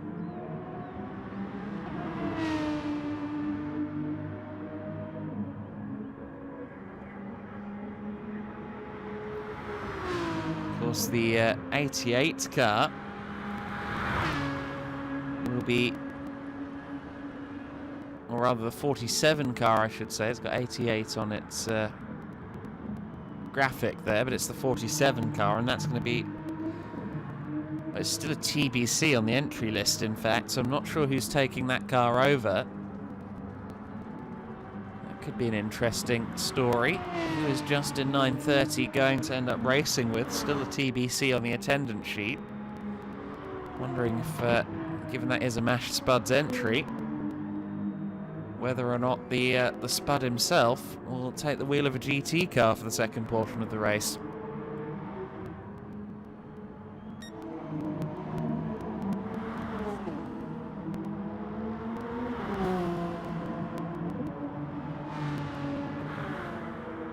Don't jinx me, says Justin. Gotta keep things interesting, Justin. 3 seconds, the gap still between the top two. Let's take a look through the rest of the order. Huso just 10 seconds off, so he's leaving the car in a good position potentially for Diswood, who we know is blindingly fast on his day. Scale in 6th, he's rather on his own island there. Does drive it rather like a rally car, I find. If I didn't know better, I'd assume he's using the handbrake. Unfortunately, he does have some damage. Brandosa in the pits as well. Did he short fill, or has he damage? It didn't look like he had any damage on the car, so I'm not sure what his strategy is, because he's already been in a couple of times, although one of those was for damage. That'll be his third pit stop in fact, so he's had a tricky race to this point. It's a shame, because he was closing on this man, Dan 08, who hasn't had the blinding pace, but he has been very consistent. And while he will hand the 144 car over a lap down, he'll hand it over without any spare parts on the rap sheet, which is always useful. The Domino's Pizza backed Shaden Racing team, the team that always make me hungry on a Sunday morning. I usually forget to have breakfast before these broadcasts, so. Huso running P3.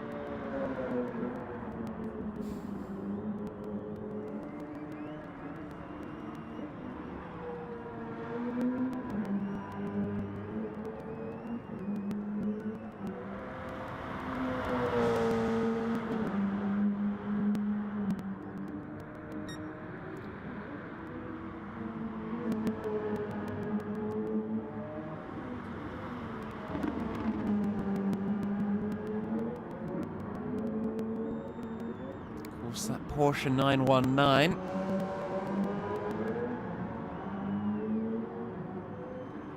Ended up going on its farewell tour of sorts in its Evo specification. Was able to match the speed of Formula One cars. Wouldn't that be an exciting addition to Gran Turismo 7 to have that spec 919 in the game? Not in Group 1, of course. That would be a slippery slope for OP, but it would be a solid addition to the Group X ranks, that's for sure. Certain we'll see some other innovative prototype style cars. I'd be inclined to suggest that we'll see the Volkswagen IDR in the game, the Pikes Peak Special.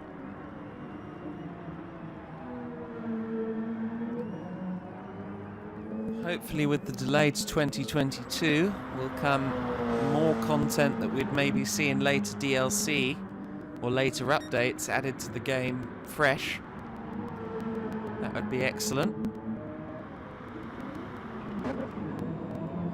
Oh, Blacko there, just getting himself crossed up. The gap is staying about equidistant between he and Spud. Fluctuates by a couple of tenths here or there, but at the moment it's fairly academic, fairly consistent, although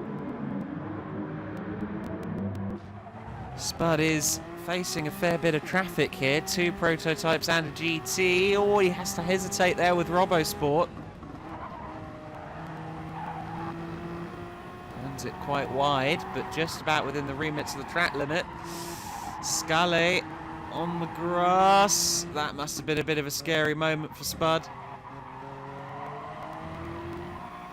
Brandosa makes it easy for him.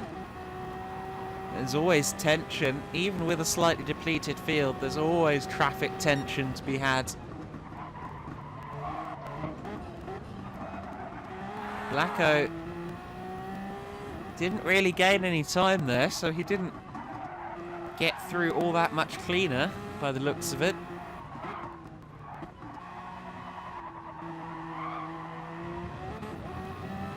Oh, just running it wide. We're right on board with Blacko for a lap here. Just pushing the outer remits of the curb there. This long, kilometre-long straight here at Fuji. One of the last bits really untouched from the traditional layout of the 80s and 90s. This turn 1 has been significantly reprofiled. And of course, what was once a fast sweeper, turn 2, it's now still very fast, but it's at a more acute angle. It's racing. Just being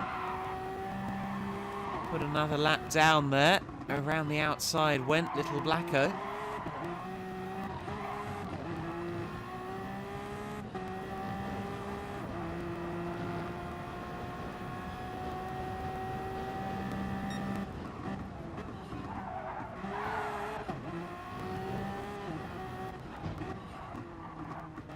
Through this last section, of course, this all used to be one fast sweeping right-hander. Oh, Benjo having another moment there.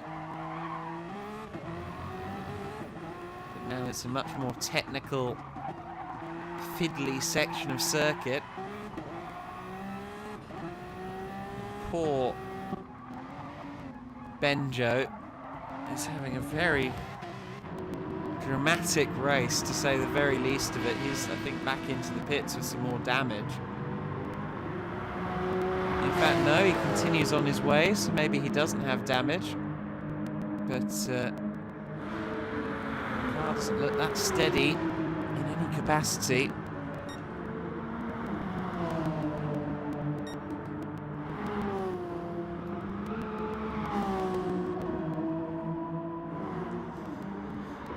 Worth noting that little Blacko is back to 2 seconds behind Spud now.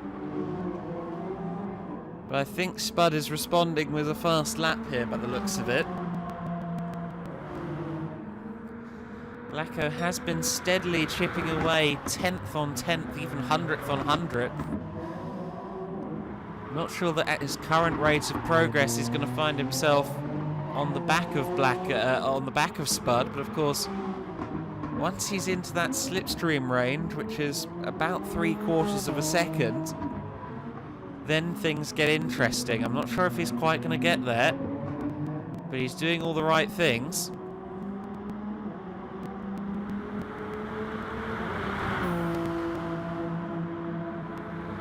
Over 50 laps completed to this point in the race. Still another dozen or so before we take the flag.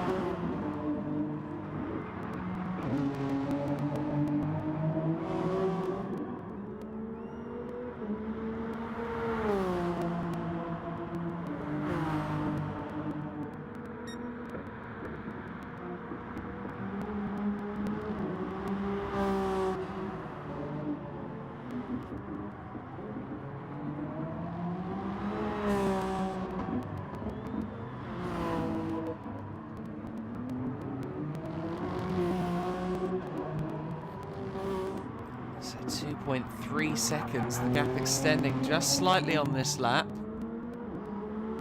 Spud, as I suggested, does seem to be putting the hammer down a little more, a 22.7 last time. What does he get this time? Looks like it's going to be a low 22, yeah, 22.4, so Spud is opening the can. Marked fast laps. He's pouring the contents.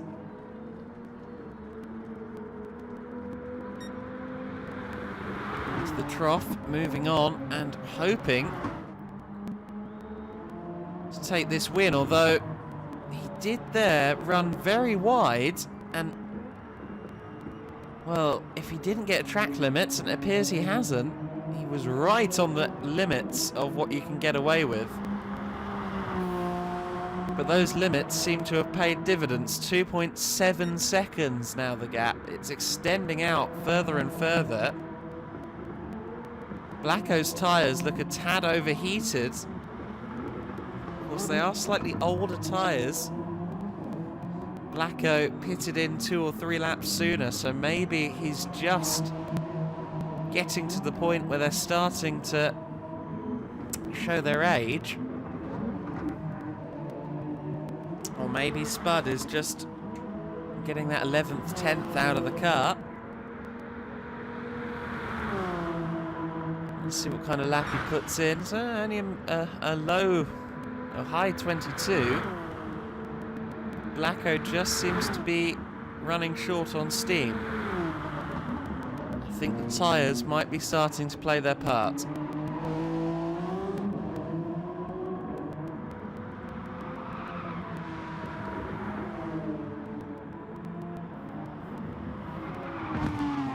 Rocco Lilly is second in GT now. Now, I didn't see this happen anywhere. It will have been about 5 laps ago. Xylon was in the pits again.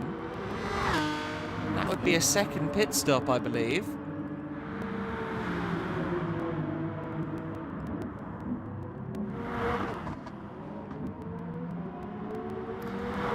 Would suggest that he maybe had an issue, maybe found himself in the sweet embrace of a barrier. We have seen a couple of issues for Xylon during this race.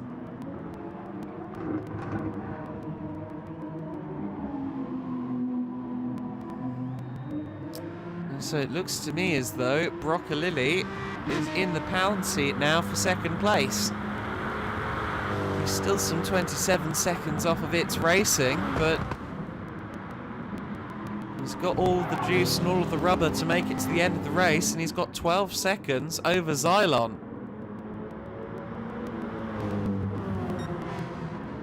Meanwhile, little Blacko now 3.7 seconds off the lead, so he's falling further and further behind. 23.6 last time by. I think that means that the tyres have seen their best days.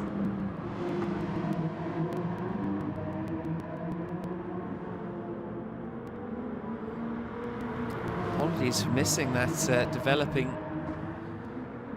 story in GT. It does appear that Xylon has gifted second place to Broccolilli, but we're not home yet.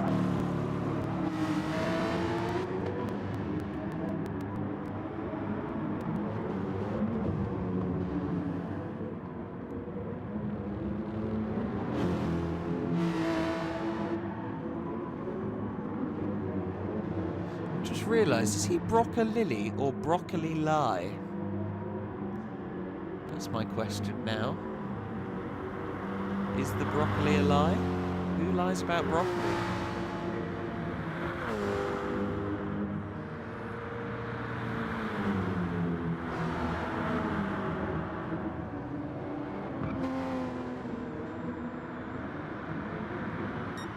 Huzo there, the P3 driver, he's back within 10 seconds of Blacko for the first time since the pit stops. So Huzo managing to keep pace a little better as well. In fact, he's going quicker, I think, than... Well, he's matching pace with Spud. He's going quicker than Blacko.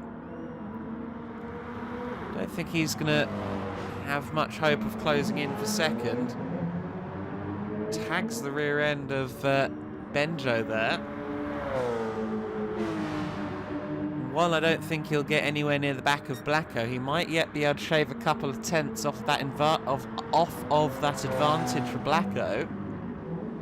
And that could, of course, prove very useful for his teammate Dis Wood in the second half of this race.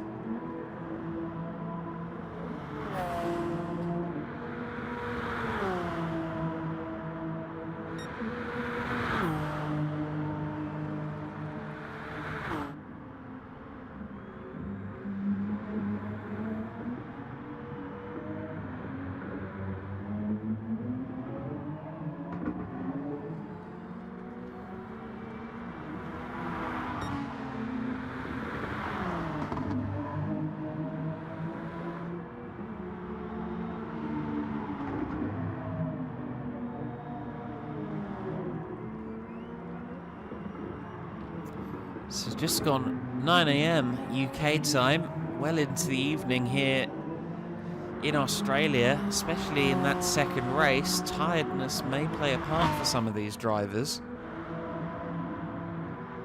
Some of them will no doubt have commitments on a Sunday beyond their racing. Spud just within 3 seconds again. Blacko just within 3 seconds of Spud again, interestingly. That last lap for Spud, a 23.5, is certainly not the apex of his pace, and that rear end does want to step out and step out, but of course the instant torque of the hybrid motor does make the car very tricky off of corners. 23.2, what does Blacko achieve? A 22.8, so he is just starting to get the better of the stopwatch again here.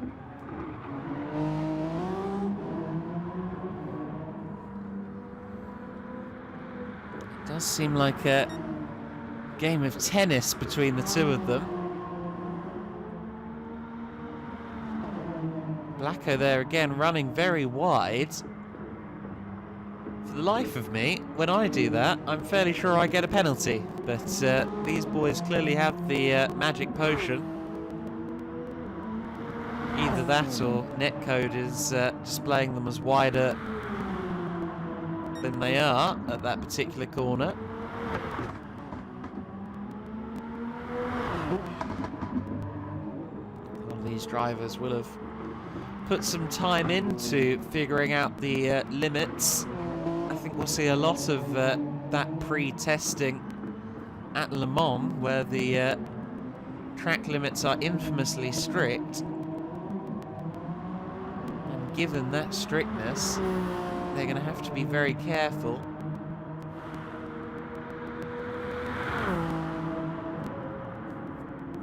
Because, of course, with the system we have for penalty serving here, the penalties aren't simply peeled away over laps and braking zones. There's specific areas around the circuit where you have to burn a penalty if you have one. And so Le Mans could be very, very punishing in that regard.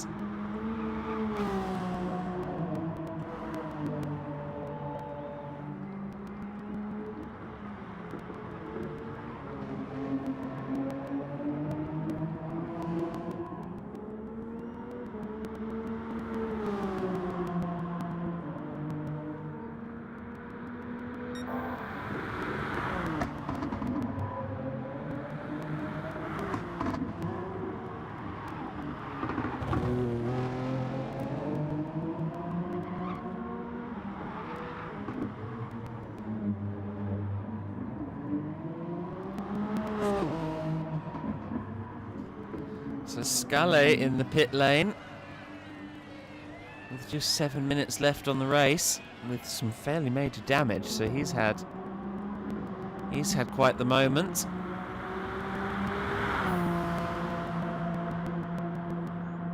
Blacko hasn't had a bad lap, but Spud's was that much better. A 1:22.075 for Spud. The fuel load is coming down. And so are the lap times. May even go for a 21. I know Spud. I think that as careful and calculating as he is over these long races, I think he's going to see the fact that he could get a 1:21 and he's going to go for it.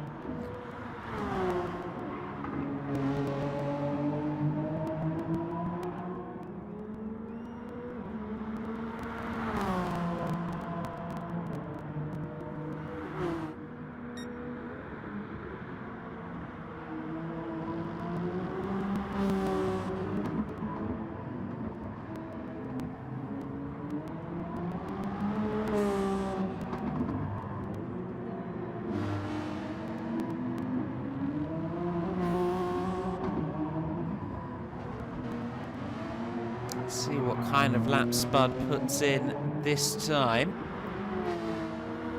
Just over 5 minutes of racing left to go. He's got the slip from Benjo there. Benjo moving around, being unpredictable. You want to just hold your line as a GT car.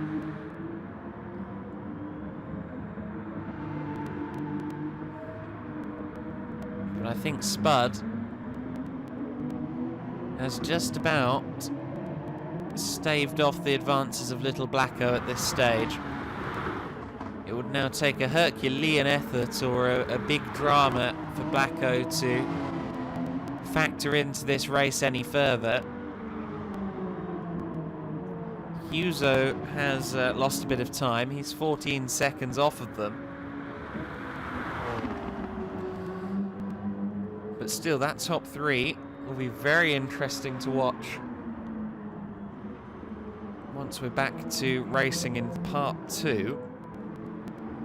Gap between Broccolilli and Zylan for second in GT is down to 8.5 seconds. So the BMW driver has lost a bit of time here and there. However, second place for the Pit Lane Esports team in this first segment of the race will be very welcome indeed. It's been a strong, consistent showing from Broccolilli. It looks as though he's going to take advantage of what seemed to have been a mistake from Zylan that put him into the pits for a second time. Perhaps the error was more strategic. Maybe he just simply didn't have enough fuel in the Aston to reach the flag. Not certain of the exact reasoning, but a bit oversteery there, too early on the power. Clearly Zylan is trying his very best. And he is closing in quite handily on Broccolilli. However, I think time is going to prove to be a harsh mistress on that particular battle. Looked like a bit of a moment there for Spud. Was he on the grass?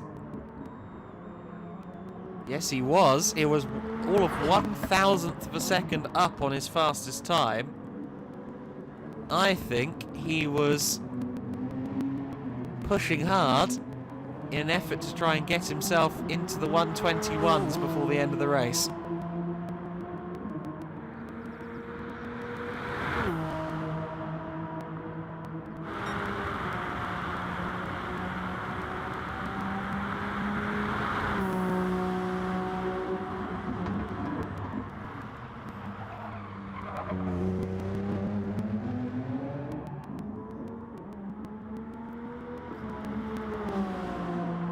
So 2 minutes and 50 to go as he crossed the line. He should have 3 more laps to do unless he backs off on the final lap. Spud.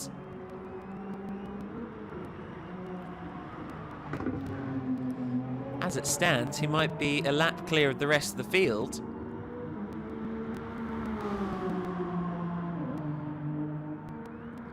But that wouldn't factor into the proceedings.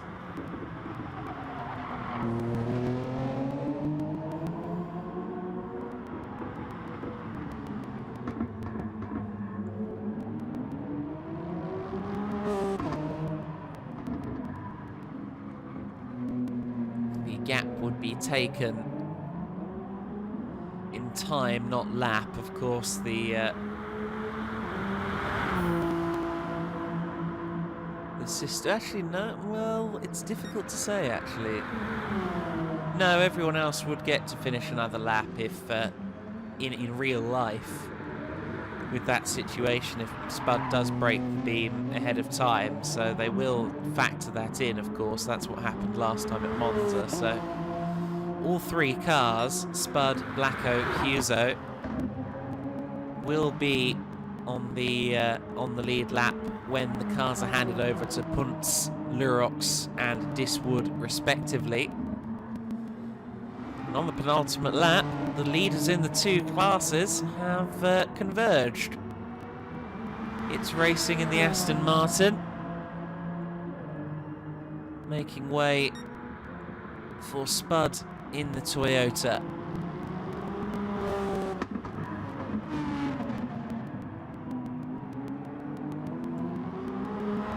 Stick with this then and see whether or not this is the final lap. Will Spud back off? I think he's got, well, I don't think he's quite got enough cushion to back off enough to make this the final lap, so he's going to have to press on.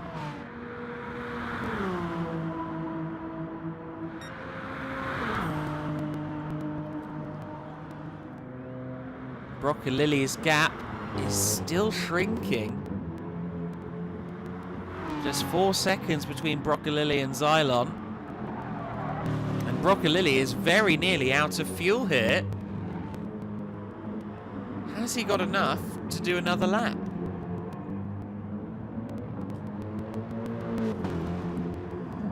I think that car is going to be running a very lean fuel mix at the moment.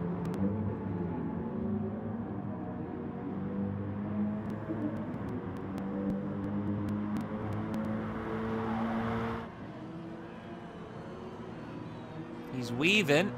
He's going to cross the line in 8th place. Thankfully, he doesn't have to do another lap, of course, with the way that GT Sport does its finishes in this endurance format, which I detest.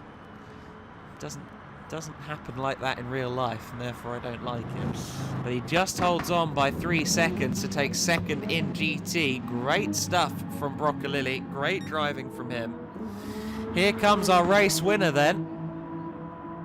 Spud, it will be, who takes it by just a shade under 7 seconds, so he's given Punts a little bit of a gap over Lurox in the second race. Blacko crosses the line in P2. Huso's already crossed the line for third, but they will factor in the fact that he was only 20 seconds or so behind Blacko before the flag dropped on him, so he will be considered to be on the lead lap in retrospect.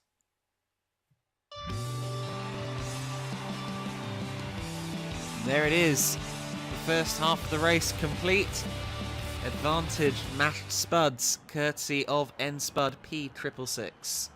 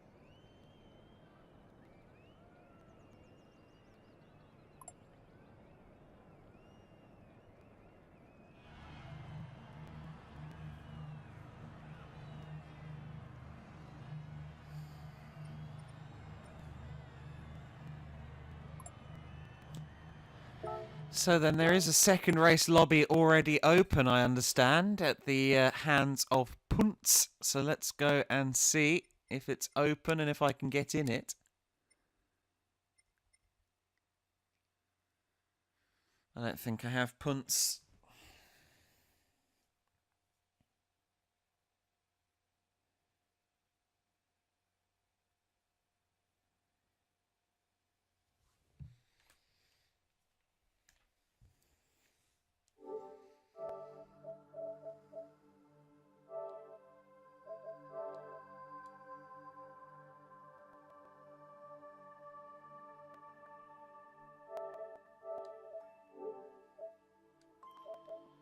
Right, I need to go into the group chat.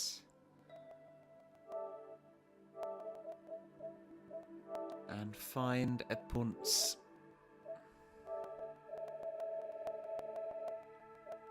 There he is. And then hopefully I can see his room and get in.